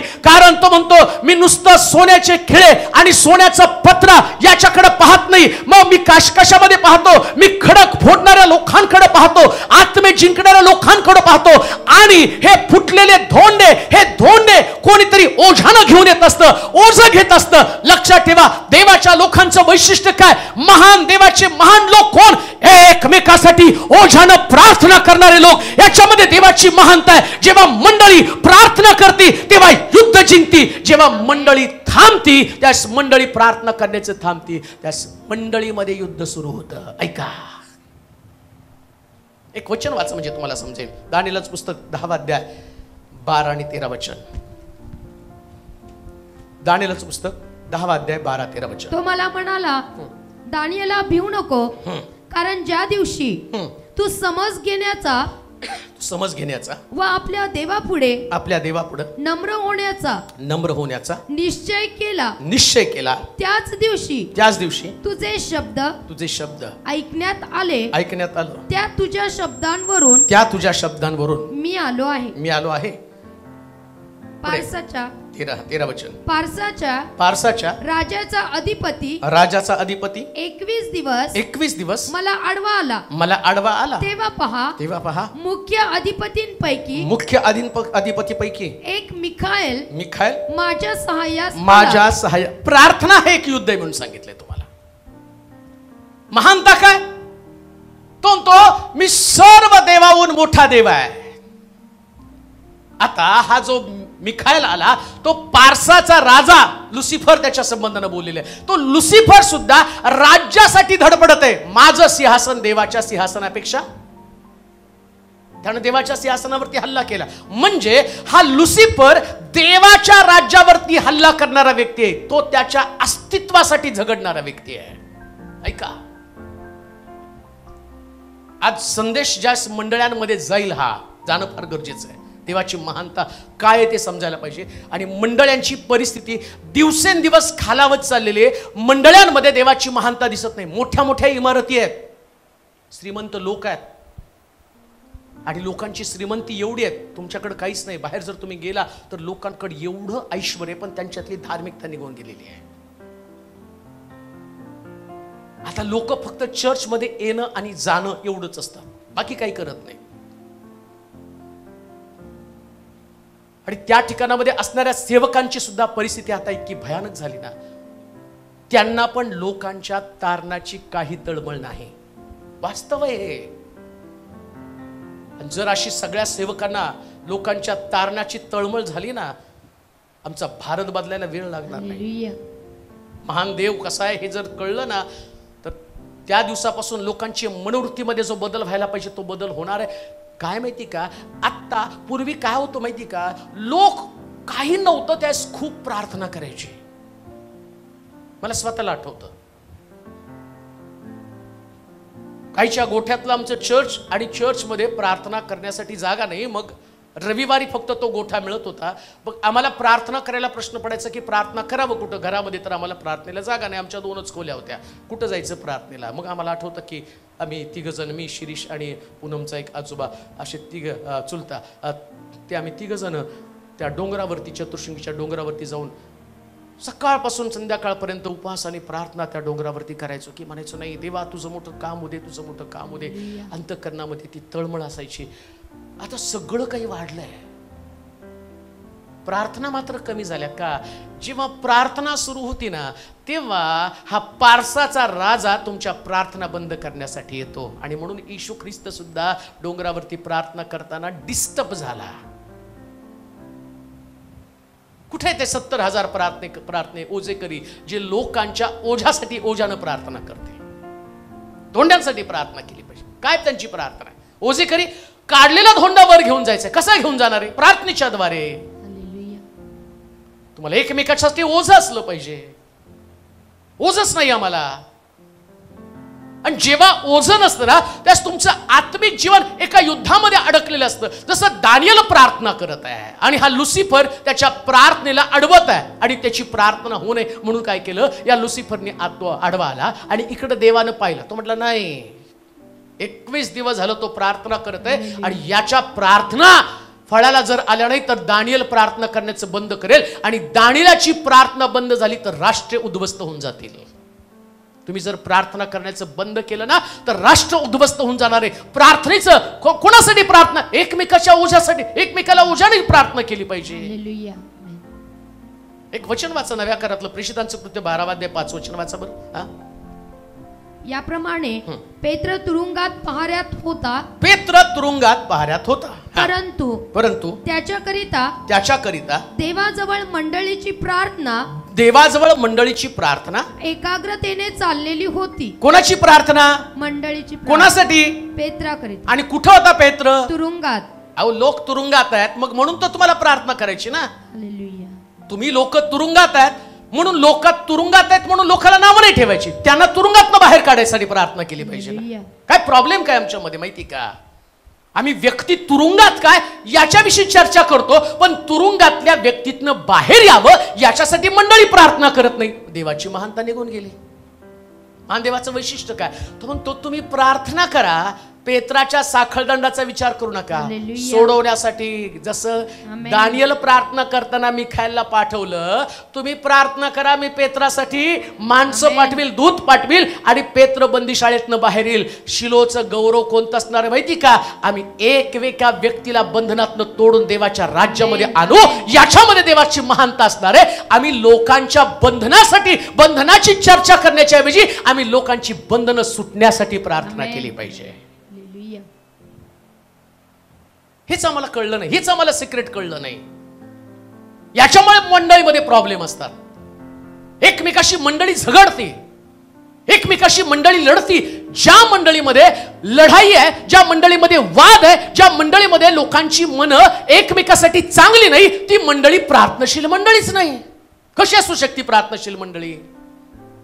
प्रार्थनाशील मंडळीचं आणि प्रेषितांच्या कृत्यामध्ये म्हटलं ते घरोघरी एकत्र जमत भाकर काढण्यामध्ये, मोडण्यामध्ये आणि प्रार्थना करण्यामध्ये तत्पर असत आणि त्यांचं सर्व काही समायिक होतं. ते एका दिलाचे, एका चित्ताचे होते. त्यांचे विचार चांगले होते. आज आमच्याकडे एक चित्त नाहीये. प्रॉब्लेम मंडळांमध्ये ही समस्या झालं काय माहिती का? मंदिर भव्य झालं पण देवाची महानता मंदिरातनं निघून गेली. देवाची महानता काय? देवाची महानता तो म्हणतो ओझेकरी ही माझी महानता आहे. ओझेकरी महानता आहे देवाची. ती दगड येतात ती नाही महानता. अहो दगड, आणि तो म्हटलं दगड फोडून ठेवली, आणणार कोण?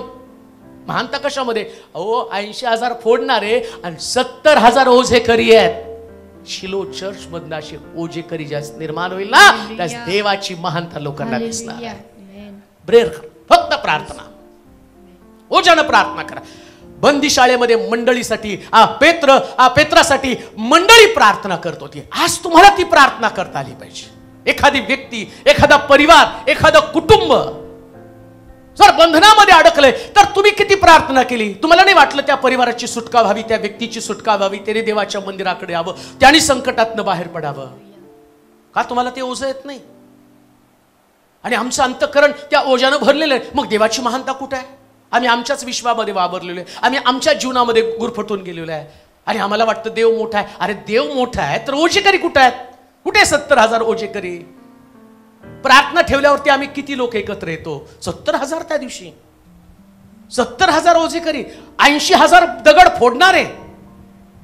लक्षात घ्या, जर तुम्हाला खरं आत्मिक जीवन जगायचं ना तर आत्मिक जीवनामध्ये प्रत्येक व्यक्तीचं तारण ही तुमची प्रार्थना असली पाहिजे. चॅलेंज आहे तुमच्यासाठी, आव्हान आहे ते. त्या व्यक्तीचं बदल व्हावा, त्याचं परिवर्तन व्हावं, ती व्यक्ती बंदीशाळेतला पेत्र बाहेर यावं, याच्यामध्ये देवाचं गौरव आहे. दोन विचार असू शकतील. सामान्य लोक काय विचार करतील माहिती का? पेत्राच्या असणाऱ्या पापामुळे मरून गेला, आमचं काय संबंध आहे? त्याच्या पापाचा घडा भरला आणि तो मेला, याच्यात देवाची महानता नाही. तो अग्नीतनं ओढून एकेकाचं तारण करा, याच्यामध्ये देवाची महानता आहे. अग्नीतनं ओढा, बाहेर काढा एकेकाला पापातनं, ओझेकरी आहेत ते. हे देवाची महानता, हे देवाचं मंदिर मोठं कशासाठी? तर आमचा देव सर्व देवाहून मोठा. सगळ्या देवांचं वैशिष्ट्य आणि आमच्या देवाचं वैशिष्ट्य काय? असं लिहिलंय, असं म्हणताय. जब जब धरती पर पाप बढ़ता है तो परमेश्वर जन्म लेता है, क्योंकि वो पापी का नाश करता है. याचं वैशिष्ट्य असं आहे, जेव्हा पाप वाढलं तेव्हा देवाची कृपा वाढली, ही त्याची महानता आहे. पाप्यांचा नाश करण्यासाठी नाही तर पाप्यांचं तारण करण्यासाठी मी आलो. काढून टाका डोक्यातली कल्पना, हा पापी, तो पापी, त्याचं असं, त्याचं तसं, हे तुमच्या डोक्यातली कल्पना. देवाची महानता याच्यापेक्षा वेगळी आहे. मग माझ्या डोक्यामध्ये जर हे तर हा पापी आहे, अमक आहे, तमक आहे, तुम्ही नाही देवाच्या योजनेमध्ये. कोण सांगितलं तुम्ही प्रार्थनाशील लोक आहात? तुम्हाला जर कळलं एक व्यक्ती पाप करते, एखादा व्यक्ती पापी आहे, मग तुम्ही किती प्रार्थना केली आणि का तुमच्या प्रार्थनेने त्याचं पाप कमी? अहो तुम्ही तर जाऊन चर्चा करता तो पापी अमक आहे. नाही, कोण सांगितलं तुम्हाला? कोण म्हटलं तुम्ही देवाचे लोक आहात? देवाच्या लोकांचं वैशिष्ट्य, तुम्ही प्रार्थना करता, गुडघे टेकता आणि तुम्हाला वाटतं त्याचं तारण व्हावं. तुम्ही म्हणता नाही त्याचा नाश व्हायला पाहिजे, देवाचा कोप त्याच्यावरती यायला पाहिजे. कोण सांगितलं तुम्हाला देव त्याचा? अहो तो तर तारणच करणार.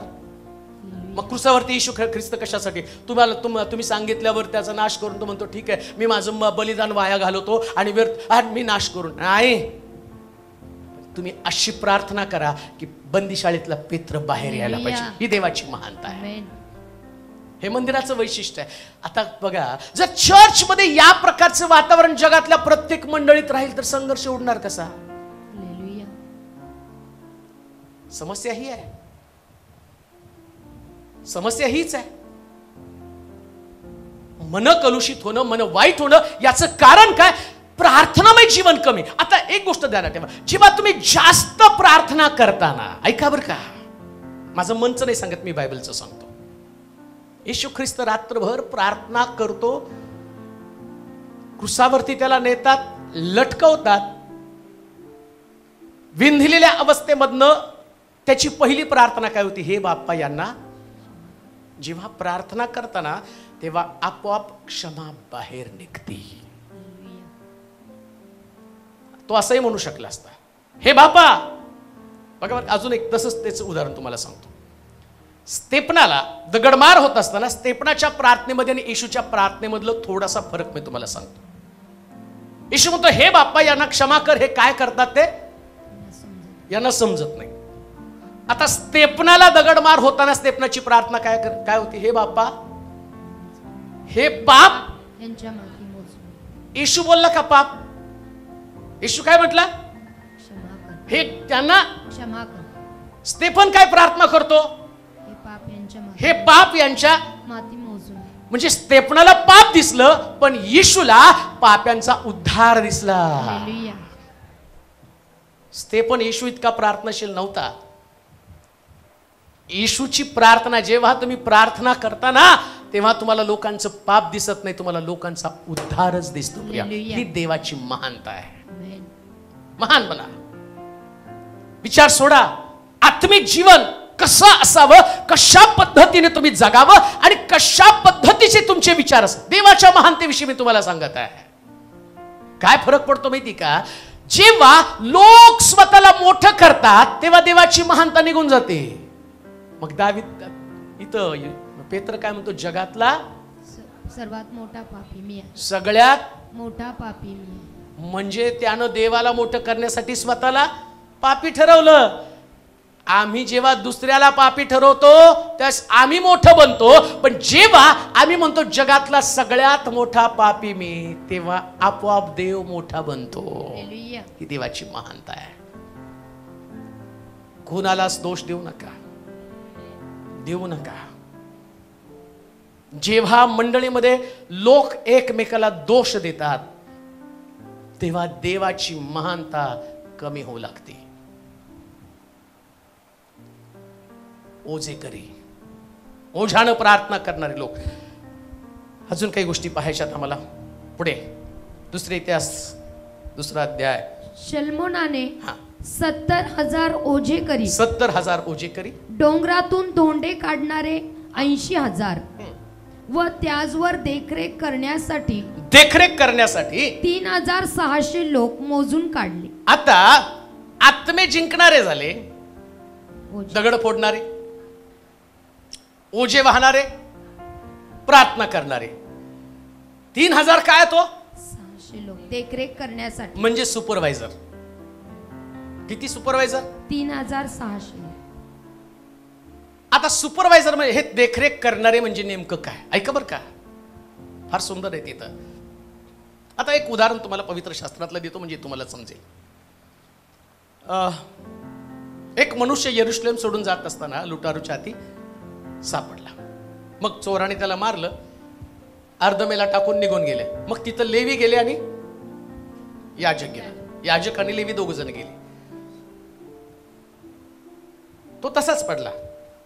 सुपरवायझर कोण आहेत? लेवी आणि देखरेख करणारी म्हटलेत बरं का त्याला, देखरेख करणारे. बरं तो जो शमरोनी, तो जो व्यक्ती आहे की ज्यानं यरुशलेम सोडलं, हा यरुशलेम सोडणारा व्यक्ती, त्यानं 100% तो चुकला. त्यानं चूक केली, यरुशलेम सोडलं. लेवी आणि याजक ते काय म्हणतात माहिती का? हा मंदिरात असता तर असं नुकसान झालं नसतं. यरुशलेम सोडल्यामुळे त्याचं नुकसान झालं आणि म्हणून ते निघून गेले. आणि तो काय म्हणतो माहिती का? 3,600 जे लोक आहेत ना, या 600 लोकांनी, या लीडर्सनं, जे देखरेख करणारे लोक आहेत, या देखरेख करणाऱ्या लोकांनी काय, कोणावर देखरेख करायचं? जे ओझेकरी खांद्यावरती ओझं घेऊन येतात ना, हे कुठं पडू नये, त्यांनी पडू नये. त्यांचं काम काय माहिती का? रिझर्व्ह फोर्स तिथं आहे.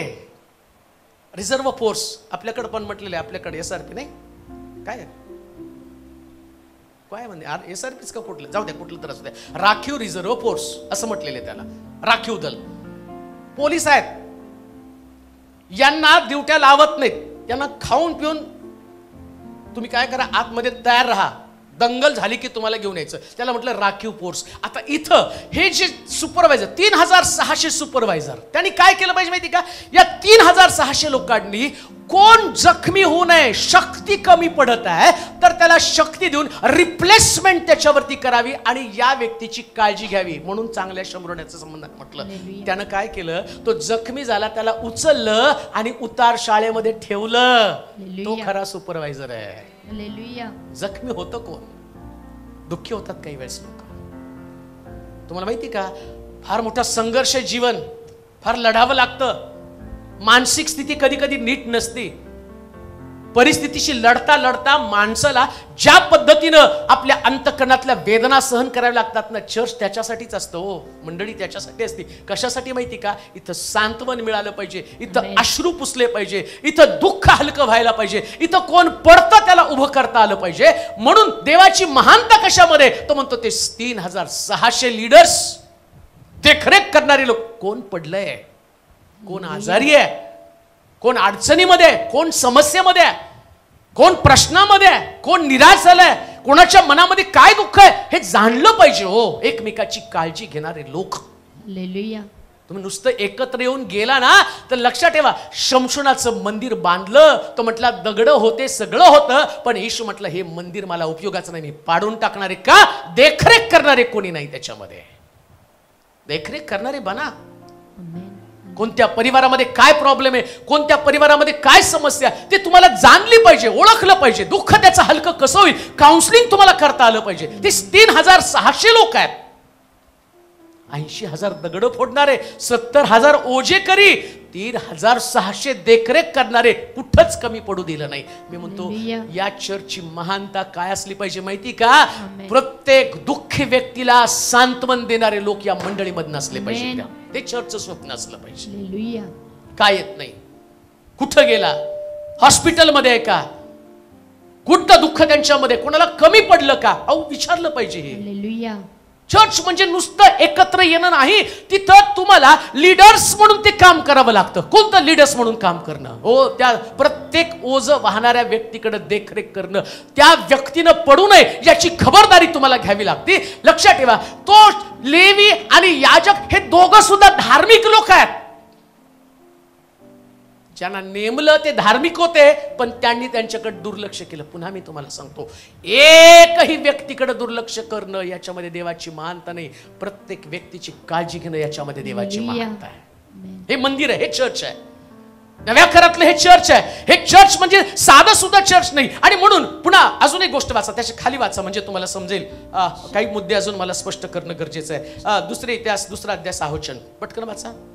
जे मंदिर आकाश व नवमंडल यात तो सामावत नाही, तर त्याच्या प्रित्यर्थ मंदिर बांधण्याची. आता मंदिर बांधण्याची कोणास ताकद आहे? कोणास ताकद आहे? त्याच्या निवासासाठी मंदिर बांधण्याची माझी काय प्राज्ञा. केवळ त्याच्या पुढे धूप जाळावा म्हणून मी हे मंदिर बांधित. हेतू काय बघा, देव तो म्हटला माझं मंदिर मोठं होणार कारण मी सर्व देवाहून मोठा. आता मंदिर बांधण्याचा हेतू काय? तो म्हटलं माझी प्रज्ञा काय म्हटलं? माझी मंदिर बांधण्याची माझी काय प्राज्ञा. जरा ग्रामॅटिकल शब्द नाही का, हेतू. प्राज्ञा म्हणजे हेतू. माझा उद्देश, मंदिर बांधण्याचा उद्देश काय उद्देश होता मंदिर बांधण्याचा? केवळ त्याच्या पुढे धूप जाळावा. कोणापुढे धूप जाळावा? म्हणजे मंदिराची भव्यता, मंदिराची महानता काय? तिथं फक्त परमेश्वराला भेटायला लोक आले पाहिजेत. कोणासाठी भेटायला आले पाहिजे? परमेश्वराला भेटलं पाहिजे लोकांनी. म्हणजे मंदिरात आल्यावर तुमच्या डोक्यात कोण असलं पाहिजे?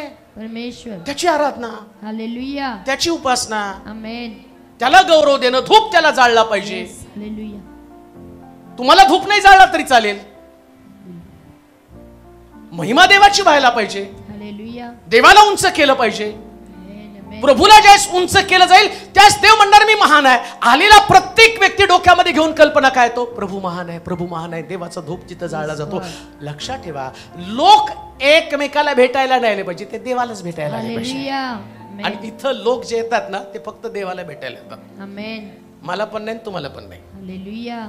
मला भेटायचं तर माझ्या घरी या, आणि तुम्हाला भेटायचं तर तुमच्या घरी जावं लागेल. आणि तुमच्या घरी त्याने यायचं नाही यायचं ते तुम्ही ठरवू शकता. देवाच्या मंदिरात कोण ठरवणार आहे? हालेलुया. येते का लक्षात? येस. इथं यायचं तर तो देव ठरवणार. काय म्हटलं तो माझी महानता काय? इथं लोक कुणाला वाचा बरं ते वचन. केवळ त्याच्या पुढे त्याच्या पुढे धूप जाळावा, त्याच्या पुढे धूप जाळावा, म्हणून मी हे मंदिर बांधित आहे. म्हणून हे मंदिर मी बांधित आहे. कोणासाठी मंदिर बांधत आहे? परमेश्वरापुढे धूप लक्षात ठेवा, परमेश्वरासमोर धूप जाळावा.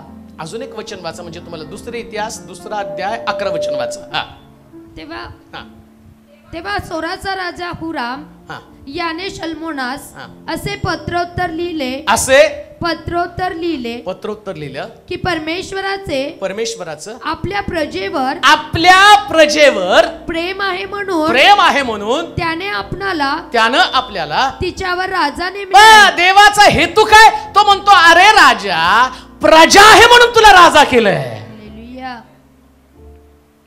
समजा भारतातले सगळे मतदार मेले, मोदी राजा होऊन करणार काय? बात में दम आहे. म्हणून बघा इलेक्शनच्या वेळेस फार सुंदर मतदार राजांनो, त्यास काय म्हणतात? आणि मतदान संपलं, राजा बसला रस्त्यावर भीक मागायला, आणि तो म्हणला मैं फकीर हो, आणि तो घालतो 15 लाखाचा सूट, 2 लाखाचा पेन. का मी तुम्हाला सांगतो, मी पॉलिटिक्स विषयी बोलत नाही, लोक जी चर्चा करतात त्याच्याविषयी मी तुम्हाला सांगतो. राजा जो आहे ना, प्रजा असल्यामुळं तो राजा आहे. म्हणजे देवाचं प्रेम कोणावरती आहे? प्रजेवर. म्हणजे आलेल्या प्रत्येक व्यक्तीवरती देवाचं प्रेम आहे, हे समजा. हालेलुया. कळते का? मंदिराची भव्यता, महानता काय माहिती का? इथं आलेल्या प्रत्येक व्यक्तीवरती देवाचं प्रेम आहे, म्हणून मी राजा आहे. हालेलुया.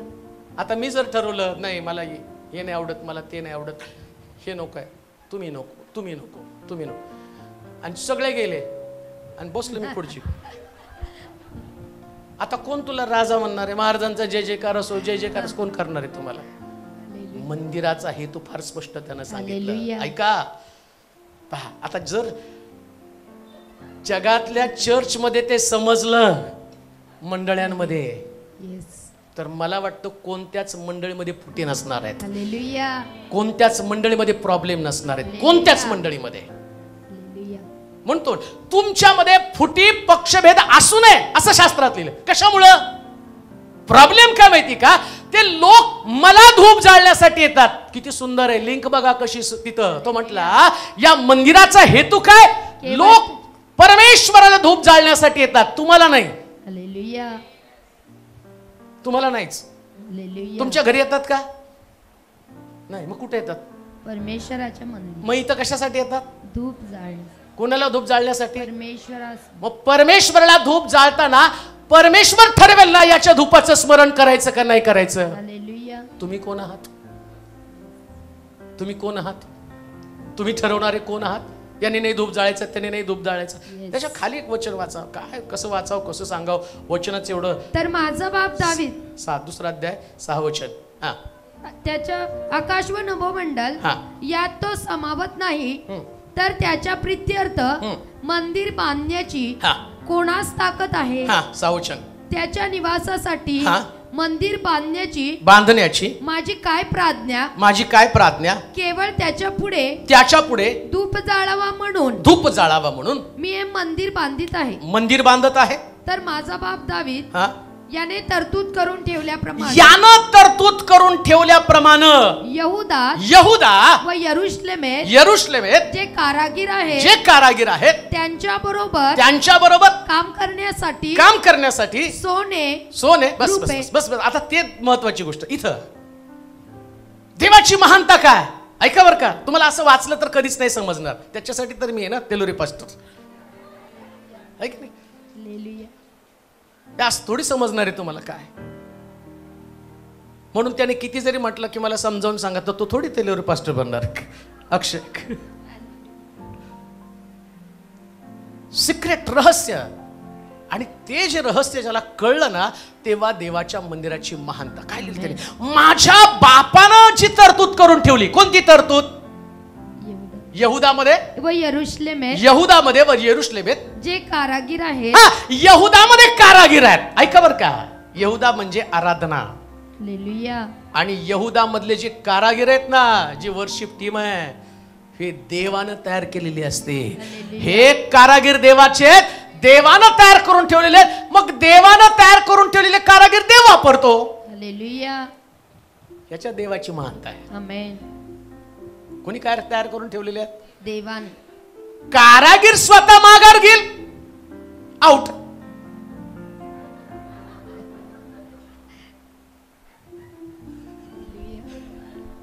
तोपर्यंत आउट कोण होत नाही. हालेलुया.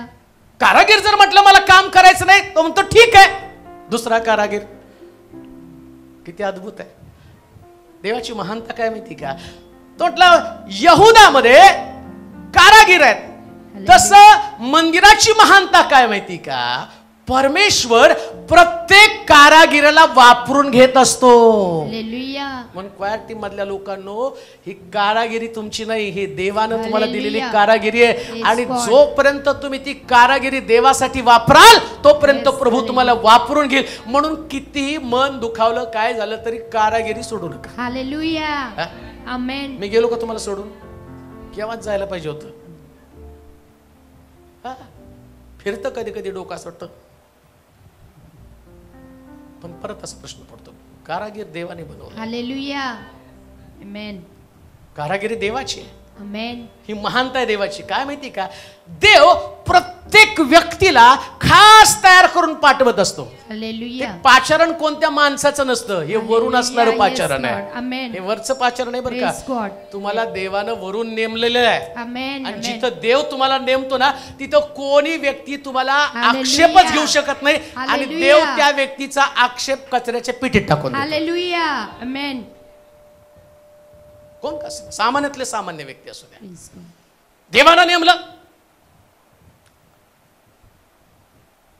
प्रभूनं नेमलं. आणि नुसतं यहुदामध्ये नाही, कुठे हो?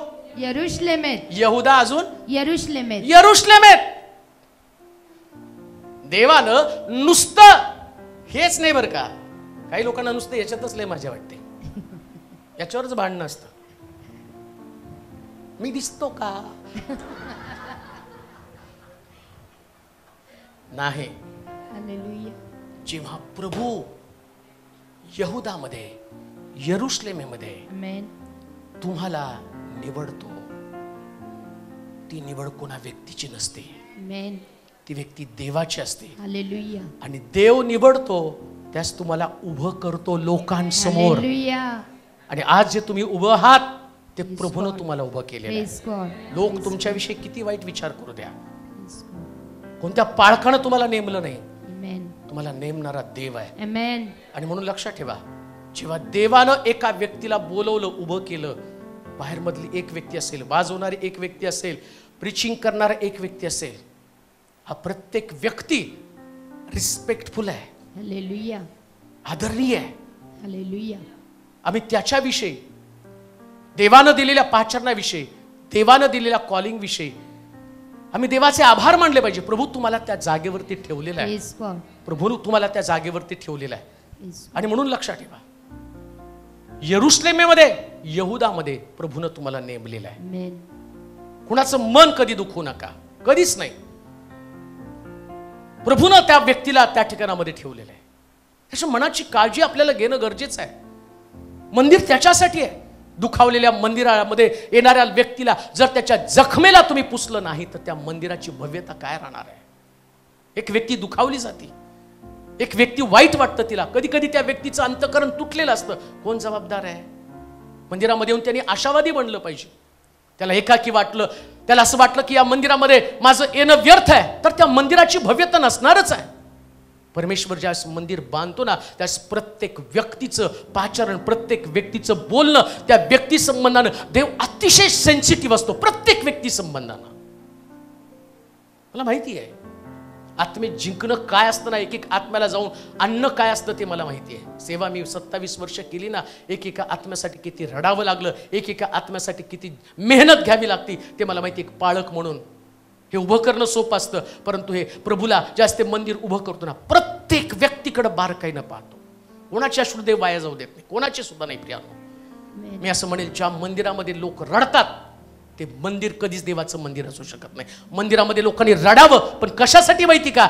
हगारेनं इस्माईलसाठी रडावं, हन्नेनं शमूएलासाठी रडावं. पण मंदिरामध्ये जर एक व्यक्ती रडली, कोणाच्या शब्दामुळे दुखावली, तर ते मंदिर कधी देवाचं भवन असू शकत नाही, कधीच असू शकत नाही. कधीच त्या मंदिरामध्ये देवाचं अस्तित्व असू शकत नाही, कधीच नाही. कारण मंदिराचं महत्वच त्याच्यासाठी सांगितलं. यहुदामध्ये देवानं नेमलं, देवानं प्रत्येक व्यक्तीला नेमलेलं आहे. कोणाच्या सुद्धा निवडीला आव्हान करू नका, कोणाच्याच नाही, कोणाच्याच नाही. तुम्हाला राईट्स दिले नाहीत देवानं, कोणालाच नाही. प्रभू त्याला तयार करून उभं करत असतो, असं नसतं ते. आणि ज्यावेळेस तुम्ही उभं राहता ना, तुमचं उभं राहणं, तो म्हटलं मी तुला याच्यासाठी निवडलं, माझं प्रजेवरती प्रेम आहे. जागा तुम्हाला जी दिली ना, मला जी जागा दिली, क्वायरला जी जागा दिली ना, देवाचं प्रेम होतं म्हणून क्वायर लीडर बनवलेला असतो. पाळकाला देवानं मंडळी असती म्हणून लीडर बनवलेलं असतं. आणि म्हणून लीडर जो असतो ना, त्या लीडरनं लिडरशिप करताना देवाची प्रजा म्हणून करावं लागतं. देवाची प्रजा, प्रजा म्हणून पहा. हो, रडताल तुम्ही प्रजा म्हणून. वाईट वाटतं कधी कधी लोकांना. मी पाहिलं ना, तुम्हाला काय वाटतं? रात्रंदिवस मी घरामध्ये बसून नुसतं ख्याली खुशालीचं जीवन जगतो. प्रत्येक व्यक्तीसाठी मी रडत असतो, प्रत्येक व्यक्तीसाठी. मला माहिती आहे देवाच्या मंदिराचं महत्व काय आहे. 27 वर्ष सेवा केली ना, 27 वर्षाच्या सेवेमध्ये जर अंतःकरणातलं इन्स्पायरेशन काय असेल तर फक्त लोक आहे. एक एक व्यक्ती, एकेका व्यक्तीसाठी अंतःकरणामध्ये तळमळ असते की नाही, ही व्यक्ती प्रभूमध्ये टिकून राहिली पाहिजे. या व्यक्तीचं जीवन प्रभूनं आशावादी बनवलं पाहिजे. कोणा व्यक्तीचा नाश नाही व्हायला पाहिजे. ज्या दिवशी मंदिरामध्ये लोकांचा नाश, लोक माघारी जाणं किंवा लोक रडतील, ते मंदिर, परमेश्वर कधी सुद्धा त्या मंदिराविषयी संतुष्ट असणार नाही, कधीच नाही प्रियानो. म्हणजे देवाचं भवन, देवाचं मंदिर हे लोकांना उत्तेजन देणारं ठिकाण असलं पाहिजे. तो म्हणतो प्रजा आहे म्हणून राजा आहे. उत्तेजन द्या, कोणाला दुःखी करू नका, कोणाला कष्टी करू नका. इथं ते आशा घेऊन येतात, इथं त्यांना वाटतं की काहीतरी माझ्या जीवनाला चालना मिळेल, कोणीतरी माझ्यासाठी मध्यस्थी करेल, कोणीतरी माझ्यासाठी प्रार्थना करेल, कोणतरी मला पुढे घेऊन चालेल, कोणतरी व्यक्ती मला मार्गदर्शन करेल. ज्या दिवशी लोक नाशाकडे जातील, लक्षात घ्या, मंदिरामध्ये एक जरी आत्मा नरकामध्ये जाऊन पडला तर त्याचा हिशोब देव राजाला विचारणार आहे, मला विचारणार आहे. मला विचार प्रत्येक आत्म्याचा हिशोब. का तर मला राजा त्याने याच्यासाठी केलं, देवाचं प्रजेवरती प्रेम आहे. इथं येणाऱ्या प्रत्येक व्यक्तीवरती देवाचं प्रेम आहे, प्रत्येक व्यक्तीवरती देवाचं प्रेम आहे. चर्च त्याच्यासाठीच आहे. आणि म्हणून शास्त्र सांगतं यहुदामध्ये आणि यरुशलेमेमध्ये निवडलेले लोक आहेत. या मंदिरामध्ये काही लोक निवडलेले आहेत, काही स्टेजवरती लोक निवडलेले आहेत. प्रत्येक व्यक्तीची सेवा ही सेवाच असली पाहिजे. आणि सेवा करण्याचं वैशिष्ट्य काय माहिती का? सेवा करताना तुम्ही देवाविषयी जास्त बोलता, ही सेवा आहे. अंतःकरणामध्ये जर द्वेष आला एखाद्या व्यक्तीविषयी ना, ती सेवा कधीच असू शकत नाही. कधी कधी वाईट वाटतं, काही गोष्टी मी पाहतो, ऑब्झर्वेशन करतो, त्यास असं वाटतं की कसं आत्मिक जीवन असंही असू शकतं, का स्पिरिच्युअल बॉन्डेजेस आमच्यामध्ये येतात, का अशा पद्धतीचं आमचं जीवन, देवाचं भवन, देवाचं मंदिर इतकं सुंदर आणि भव्य असायला पाहिजे की तिथं येणाऱ्या प्रत्येक व्यक्तीमध्ये अशी भावना निर्माण झाली पाहिजे ना, अरे हे परमेश्वराचं भवन आहे, इथं देवाचं सानिध्य आहे. आणि जिथं देवाचं सानिध्य आहे तिथं प्रभू प्रत्येक व्यक्तीला आशावादी बनवतो, प्रत्येक व्यक्तीला. लक्षात घ्या, यरुशलेमेमध्ये निवडले लोक. कशासाठी निवड आहे? निवड यासाठी की लोकांनी पुढे जावं. कशासाठी निवड आहे? आज देशाचे पंतप्रधान लोक त्यांच्यावरती टीका का करतात? कारण ते म्हणतात त्यांनी प्रजेला काही दिलं नाही, ते श्रीमंतासाठी सगळं वापरत आहेत, श्रीमंत लोकांची कर्जमाफी केली जात आहे. लोकांचा आक्षेप आहे त्यांच्यावरती. सामान्य माणसाचं काय? म्हणजे चर्च कशासाठी येतं नाही तर छोटं छोटे लेकरं, हे सगळ्यांची काळजी घेतली पाहिजे. हालेलुया. प्रत्येकाची काळजी घेतली पाहिजे, प्रत्येकाची. देवाचं मंदिर, भव्यता देवाच्या मंदिराची तीच आहे. परमेश्वर ज्यास या मंदिराकडे पाहिल ना, इथली लहान लेकरापासून वृद्धापर्यंत प्रत्येकाच्या चेहऱ्यावरती हसू असेल ना, त्यास परमेश्वर म्हणेल अरे हे माझं भव्य मंदिर आहे. लक्षात ठेवा, इमारत मोठी नको आहे, माणसं मोठी झाली पाहिजे. हालेलुया. इमारत खूप मोठी होईल, बसण्याची व्यवस्था खूप छान असेल, पण बसलेल्या व्यक्तीच्या डोळ्यात अश्रू असतील, पुन्हा मी तुम्हाला सांगतो सगळं शून्य बनून जाईल. चिरो, प्रत्येक गोष्ट शून्य होऊन जाईल. पण एक व्यक्ती तिथे येईल, बाहेरून येईल. कुबडी स्त्री आली, येशू होता, आणि त्या बाई आपल्या विकारापासून मोकळे, मोकळं मुक्त. येशू असल्यावर लोक मोकळे होतात. मंदिरामध्ये सगळ्यांना मोकळीकता असली पाहिजे. हालेलुया. मोकळीकता फार महत्वाचं आहे. बंधनं असतील, निराश असतील, लोक मोकळीकतेने फिरू शकत नसतील, काय मंदिराची भव्यता असणार आहे? पहा, मी तुम्हाला सांगतो, इमारत मोठी नको आहे, देव मोठा पाहिजे. हो, देव मोठा पाहिजे. प्रार्थना तेव्हा करा जेव्हा मन आत्मे जिंकण्यासाठी तयार होतील. प्रार्थना तेव्हा करा जेव्हा तुम्हाला ओझेल लोकांसाठी, की नाही आता लोकांचं जीवन बदललं पाहिजे. तीच प्रार्थना. दानियल प्रार्थना करत होता, 21 दिवस थांबला. 21 दिवस. एक गोष्ट सांगू का तुम्हाला, कोणाचं परिवर्तन एक रात्रीमध्ये होत नसतं, पण तुमची प्रार्थना सातत्याची नक्कीच लोकांचं परिवर्तन करणार. 100% ही देवाची महानता आहे. खूप मुद्दे त्याच्यामध्ये, परंतु जाता जाता मी तुम्हाला सांगेल, मंदिर तर भव्य होणारच. मी आता नुसतं तेच बोलत नाही, हे तर स्पिरिच्युअल तुम्हाला सांगतोच, पण फिजिकली सुद्धा देव मंदिर मोठं करणार आहे.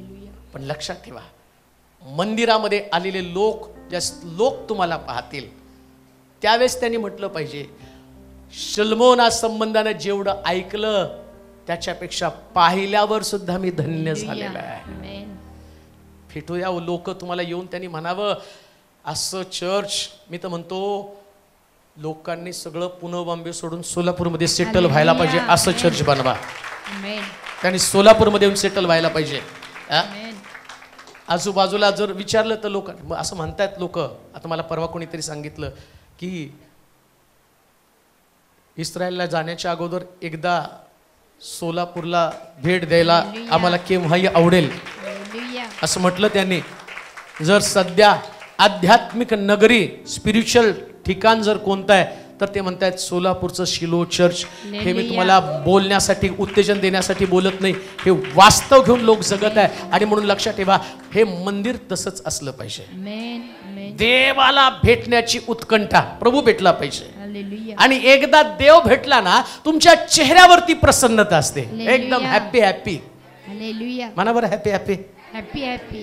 बिस्किट नाही, बिस्किट नाही, हॅपी हॅपी असतं. बऱ्याच लेकरांचं हा बिस्किट आहे, हॅपी हॅपी. आता पुढच्या वेळेस येताना पुढे घेऊन सगळ्याला वाटून टाकू.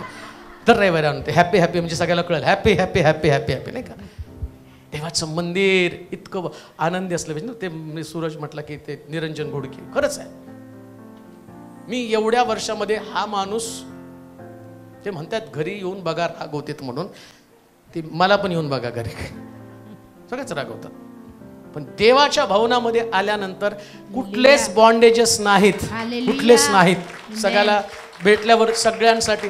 आणि एवढं करून ते सगळ्यांना चौकशी करतात. सगळ्यांचं डोक्यात असतं तुझं काय, तुझं अरे तुझं हे, तुझं ते. का? कारण देवाच्या घरामध्ये आल्यावर तो व्यक्ती देवाचा ओझेकरी असतो आणि त्याला सगळ्याचं ओझ असतं. तसं ओझ्यानं एकमेकाची चौकशी करा. एकमेकाला भेटल्याबरोबर तुम्हाला प्रश्न आठवले पाहिजे. सूरजला भेटल्यावर मी सूरजला विचारलं पाहिजे, अरे कुठवर आले घराचं? होणारच ते. देव मोठा आहे, हालेलुया, घर बी मोठं असणार आहे, हालेलुया, गाडी पण मोठी असेल. हालेलुया. असं थोडीच होणार आहे की तुमच्याकडे काहीच नसणार आहे. बरं, हा देव काय फक्त एकावर प्रेम करतो आणि एकावर करतो असं नाहीये, सगळ्यांवर प्रेम करतो तो देव. आमेन, हालेलुया. पण एक गोष्ट ध्यानात ठेवा, सगळ्यात मोठं काय असलं पाहिजे तर परमेश्वराचं घर, परमेश्वराचं भवन. हालेलुया, सोन्याचे खिळे, हालेलुया, सोन्याचा पत्रा, हालेलुया, लाव फिर पत्रा, सोन्याचा पत्रा, सोन्याचे खिळे, अजून काय हो, मोलवान वस्तू. मोलवान रत्न, असं मंदिर होतं. प्रियानो, देवाचे प्रिय लोक, हे सगळं गौरव प्रभू मंदिराला देणार. हालेलुया. आणि त्याच्यापेक्षा मोठे मंदिरातले लोक पण असणार का, आमेन. तर लोक शिलो चर्च मधल्या लोकांना पाहतील आणि म्हणतील, अरे भव्य मंदिरातले भव्य लोक, आमेन. यांचा देव भव्य, यांचा देव मोठा, आणि यांना यांच्या देवानं मोठं केलेलं आहे. आमेन. लक्षात ठेवा, जेव्हा मंदिर पूर्ण होईल, देवानं तुम्हाला संपन्न केलेलं, सर्व स्थितीमध्ये वाढवलेलं आणि प्रभूनं त्याचं गौरव तुम्हाला दिलेलं तुम्हाला पाहायचंय. करून लक्षात ठेवा, आज आम्हाला उत्तेजित व्हायचं, आम्ही म्हणायचं, आमचा देव सर्व देवाहून मोठा, आमचा देव सर्व देवाहून मोठा, त्याचं मंदिर आणि सगळ्या मंदिरापेक्षा मोठं. आम्ही तसलं मंदिर बांधायचं. मी म्हणतो, हे तर ट्रेलर आहे, पिक्चर अभी बाकी आहे. जेव्हा अजून मोठं मंदिर होईल, त्यास लोक कळतील. एक दिवस असा येईल, सोलापूरच्या शिलो चर्च मध्ये सगळ्यात जास्त सोनं पडलेलं दिसेल, हालेलुया, हालेलुया. आणि चर्च मधल्या सगळ्या स्त्रियांच्या अंगावरती सगळ्यात जास्त सोनं रत्न, हालेलुया. आमेन म्हणेल त्यांनाच आमेन, मिळणार आहे. आमेन, आमेन म्हणेल त्यांनाच मिळणार आहे. आमेन, आमेन. तुमचं सोडून तुमचे नवरेच आमेन म्हणायला लागलेत, त्यांना मिळालं पाहिजे. बघ, बायकांचा चान्स गेला, नवरेच आमेन म्हणून बसलेले आहेत. शास्त्र सांगतं की आमचा देव महान आहे. आमेन. स्त्रियांनो लक्षात ठेवा, माझी प्रार्थना असेल, देवा हे येताना दिसतील ना तर लोकांनी ओळखलं पाहिजे शिलो चर्चला आमेन. चाललेले आहेत. आमेन. प्रभूने एवढं तुम्हाला भव्य बनवलं. हालेलुया, किती महान देव आहे नाही का. हालेलुया. पहा, मी तुम्हाला स्टोरी सांगितली नाही, मी तुम्हाला चित्र दाखवलं बायबल मधल्या हालेलुया. देवाचं, आणि आमेन. ते चित्र सगळ्यात सुंदर असणार आहे. Praise God. प्रार्थना करा, हे खालचं पाडून आपल्याला पार्किंग करावं लागेल. कार येणार आहेत हालेलुया. मोठ्या मोठ्या, आमेन. प्रभू सगळं देणार आहे. Yes, hallelujah. देवाला धन्यवाद देतो, देवाची स्तुती करतो. आमचा प्रभू खूप चांगला आहे, महान त्यानं भरलेला परमेश्वर आहे. आणि म्हणून लक्षात ठेवा, उत्तेजित व्हा, Amen. उत्तेजित व्हा. Hallelujah. वर जाण्याच्या अगोदर आत्मिक जीवनात एकदम वर जाऊया. Amen. एकदम Amen. वर, इतक्या त्या लेवलला गेलं पाहिजे ना, तिथून गेल्यावर बाकी सगळं बारीक दिसणार आहे. Yes, hallelujah. आत्मिक जीवनात एकदम वर, इतकं वर, इतकं वर, इतकं वर, इतकं वर की आम्हाला दुसरं काहीच दिसलं पाहिजे. एवढं वर जायचं की फक्त देवच दिसला पाहिजे. Hallelujah. फक्त देवच दिसू द्या, बाकी Amen. काहीच दिसता का म्हणे. एवढं वर जाऊया, Yes, एवढं वर. hallelujah. कशासाठी माहिती का, प्रभूला पाहण्यासाठी. Amen. चला आपल्या जागेवरती आपण उभं राहूया, डोळे बंद करूया, आपली मस्तक आपण झोकूया, आपल्या मान आपण लावूया. परमेश्वराचं वचन आपल्याकडे आलेलं आहे. नम्र होऊया देवासमोर.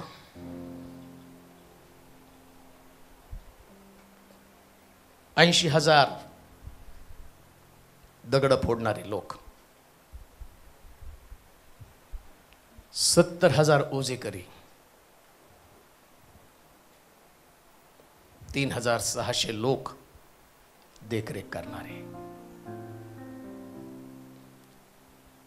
सगळे प्रश्न प्रभूनं पुन्हा एकदा आमच्या समोर मांडलेत.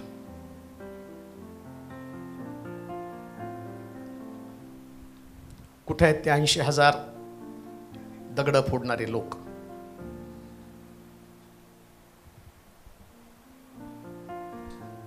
कुठे ते 80,000 ओझेकरी जे एकमेकाचं ओझं घेत आहेत? का सोलापूर बदलत नाही? का हजारो लोक देवाच्या मंदिरामध्ये येत नाही? का आमचं ते स्वप्न नाही? का आम्ही संकुचित जीवन जगत आहोत? आम्हाला वाटत नाही का सगळ्या स्वभावाचे लोक देवाच्या मंदिरात यावेत? सगळ्या स्वभावाचे. आम्हाला वाटत नाही का पेत्र बंदीशाळेमध्ये त्याची बंधनं तुटावीत?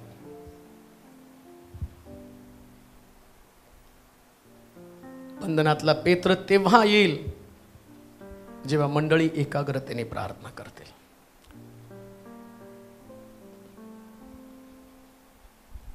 वापरलं जावं प्रत्येक पात्र जे देवानं निवडलेलं आहे. तुम्ही देवाची निवड आहात, त्याबद्दल देवाचे आभार माना. कोणा व्यक्तीनं तुम्हाला निवडलं नाही, देवानं निवडलेलं आहे. आणि कोणी व्यक्ती तुमच्या निवडीवर आक्षेप घेऊ शकत नाही, कोणीच नाही. त्याने त्याची कारागिरी तुमच्यामध्ये घातलेली आहे, माझ्यामध्ये घातलेली आहे. मला माहित नाही तुमचं. फार विचार करून त्यानं तुम्हाला आणि मला बनवलेलं आहे. माझी निवड प्रभूनं करताना सगळं प्रेम माझ्यामध्ये ओतलंय, सगळं प्रेम. मंदिरातला प्रत्येक व्यक्ती देवानी त्याच्यावर केलेलं प्रेम आहे. लहानातला लहान, वृद्धातला वृद्ध व्यक्ती देवाचं प्रेम आहे. तेव्हा आज आम्ही नम्रतेने तुझ्या समोर येत आहोत. तुझ्या महानतेप्रमाणे हे मंदिर बांधण्यासाठी तो मला कृपा पुरव.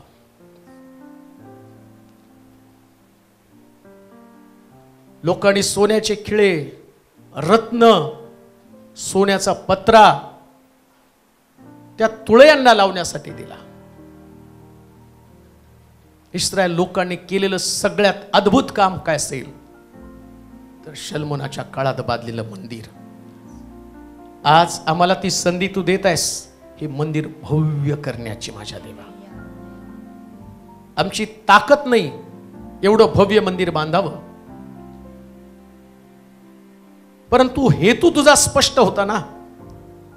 या ठिकाणात लोकांनी धूप जाळण्यासाठी यावं. आणि म्हणून लक्ष देवा, महाराष्ट्रातनं, जगाच्या कानाकोपऱ्यात, राज्यात, परराज्यातनं लोक या ठिकाणात तुला भेटण्यासाठी, तुला धूप जाळण्यासाठी येणार आहेत. आमचा विश्वास आहे ही भव्यता असणार आहे मंदिराची.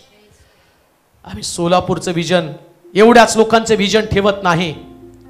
जर आम्ही आमच्या व्हिजन मध्ये अडकून पडलो तर तुझ्या व्हिजनला आम्ही कधी पाहू शकणार नाही. आणि म्हणून आज आम्ही आमचं व्हिजन बदलत आहे.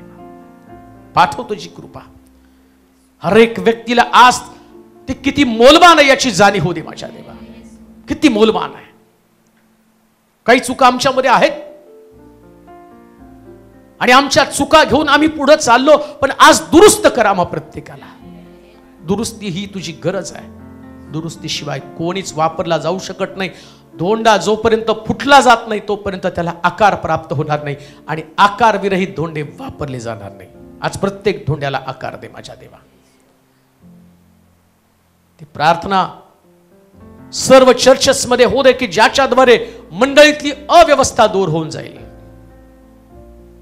आज लोक एकमेकाशी वाद विवाद भांडण याच्यात अडकलं. त्यांचं युद्ध आपापसात सुरू आहे, पण आमचं प्रार्थनेचं युद्ध पर्शाच्या राजाबरोबर आहे. खरं प्रार्थनेचं युद्ध ते आहे. आम्हाला ते समजलेलं आहे. म्हणून आज मी त्या लोकांसाठी प्रार्थना करत आहे. बदलून टाक त्यांचे विचार, त्यांचे स्वभाव, त्यांच्या कृती. जेव्हा आम्ही एकमेकाला भेटू त्यास आम्ही दुखावणारे नव्हे तर एकमेकाचं ओझं घेणारे लोक बनव माझ्या देवा. एकमेकाला भेटू त्यास आनंदी आणि त्यांचं दुःख वाटून घेणारे लोक आम्हाला बनव माझ्या देवा. प्रभू, या मंडळीला तुझ्या स्वाधीन करत आहे. वापरून घे तुझ्या गौरवासाठी. बांधकाम चालू असताना कामगारांना शक्ती पुरव. सुंदरातलं सुंदर मंदिर बांधून लवकर तयार व्हावं, जेणेकरून देव किती मोठा आहे पाहण्यासाठी महाराष्ट्रातनं लोक या ठिकाणात येणार आहे. त्याच देवाची भव्यता त्यांना समजू दे माझ्या देवा. शारीरिक आत्मिक सगळे आशीर्वाद या मंडळीमध्ये तू पाठव. आणि प्रभूजी, रोजच्या दिवसामध्ये लोकांचं परिवर्तन कर. लोकांचं जीवन, लोकांचा स्वभाव, लोकांचे विचार बदलले जाऊ देत. यासाठी की प्रभू प्रत्येक व्यक्ती इथं येईल त्यास तिला सांत्वन मिळावं, त्यांना धीर मिळावा, त्यांना आधार मिळावा. हे मंदिर आधार देणारं मंदिर बनू दे माझ्या देवा. हे आत्मिक मंदिर बनू दे. धन्यवाद देतो, तुझी स्तुती करतो तुझ्या उत्तम असणाऱ्या वरच्या गोष्टींबद्दल. तुझ्या लोकांना कृपा पुरव. आभार मानतो. उजनीचं पाणी आमच्या कल्पनेच्या पलीकडे तू वाढवलं. आमची प्रार्थना तू ऐकली. परंतु आता पाऊस ज्या ठिकाणामध्ये जोरदार पडत आहे, लोकांच्या घरांचं नुकसान होत आहे, एलियानं प्रार्थना केली आणि पाऊस बंद झाला. आम्ही मंडळी म्हणून प्रार्थना करत आहोत, पुराची परिस्थिती बदलून टाक, लोकांची अवस्था बदलून टाक. जेवढा लागेल तेवढाच पाऊस पडू दे माझ्या देवा. आणि आजच्या दिवसामध्ये आम्ही ते डिक्लेअर करत आहोत, एलियाचा देव तो आमचा देव आहे. तू प्रार्थना ऐक आणि लोकांचे कष्ट दूर कर. कोल्हापूर, मिरज, सांगली, पुणा सगळ्यांची आम्ही आठवण करत आहोत. लोकांचं संरक्षण कर. आमचे प्रिय लोक त्या ठिकाणात राहत आहे, पावसापासून त्यांचं नुकसान होऊ नये. त्याचप्रमाणे मी प्रार्थना करतो, साथीच्या रोगानं आणि लोकांना ताप, थंडी या सगळ्या आजारापासून त्यांचा बचाव कर आणि सगळी साथ निघून जावी आणि तुझे लोक निरोगी असावेत अशी कृपा पुरव. आम्ही मंजुषा पवार त्यांच्या आईसाठी प्रार्थना करत आहोत. हॉस्पिटलमध्ये ते ॲडमिट आहेत, त्यांनाही तू स्पर्श कर माझ्या देवा. त्यांना सुटका दे. जी काही आणि रक्ताच्या उलट्या झालेल्या आहेत, परंतु तुझं आरोग्य त्यांच्यामध्ये पाठव. जे आम्हाला तू सांगितलं त्या पद्धतीने आम्ही रदबदली करतो. बरं कर, तुझं चमत्काराचं सामर्थ्य पाठव माझ्या देवा. हे तुझं गौरव होऊ दे, तुझी महिमा होऊ दे. आणि प्रभू, यातनं तुझे लोक अधिक तुझ्या जवळ यावेत असं होऊ दे. जे बाहेरून आले लोक आहेत त्यांना आशीर्वादित कर. जाताना त्यांनी हर्षित होऊन बाहेर जावं असं होऊ दे. त्याचप्रमाणे जे लोक आज पोलीस भरतीच्या परीक्षेसाठी, फिटनेससाठी गेलेले आहेत, त्याही लेकरांसाठी मी प्रार्थना करतो. शक्ती दे, बुद्धी दे, ताकद दे. ग्राउंडवरती पाऊस होऊ नये आणि त्या शारीरिक शक्तीमध्ये आणि ते सफल व्हावे त्यासाठी सहाय्य कर. हॉस्पिटलमध्ये असणारे, घरी आजारी असणाऱ्या लोकांसाठी आम्ही रदबदली करत आहोत. त्यांच्यासाठी तुझं आरोग्य पाठव आणि प्रभू तुझं पवित्र नाव उंच करून घे. धन्यवाद देतो, तुझी स्तुती करतो. सर्व आदर, सर्व महिमा, सर्व गौरव तुला देत येशूच्या नावात ही प्रार्थना विनवणी केली म्हणून तो आहे. आमेन. देवबापाची प्रीती, प्रभू येशू ख्रिस्ताची कृपा, पवित्र आत्म्याची सहभागिता तुम्हा सर्वांबरोबर आता आणि सदा सर्वकाळ राहो. आमेन. आमेन.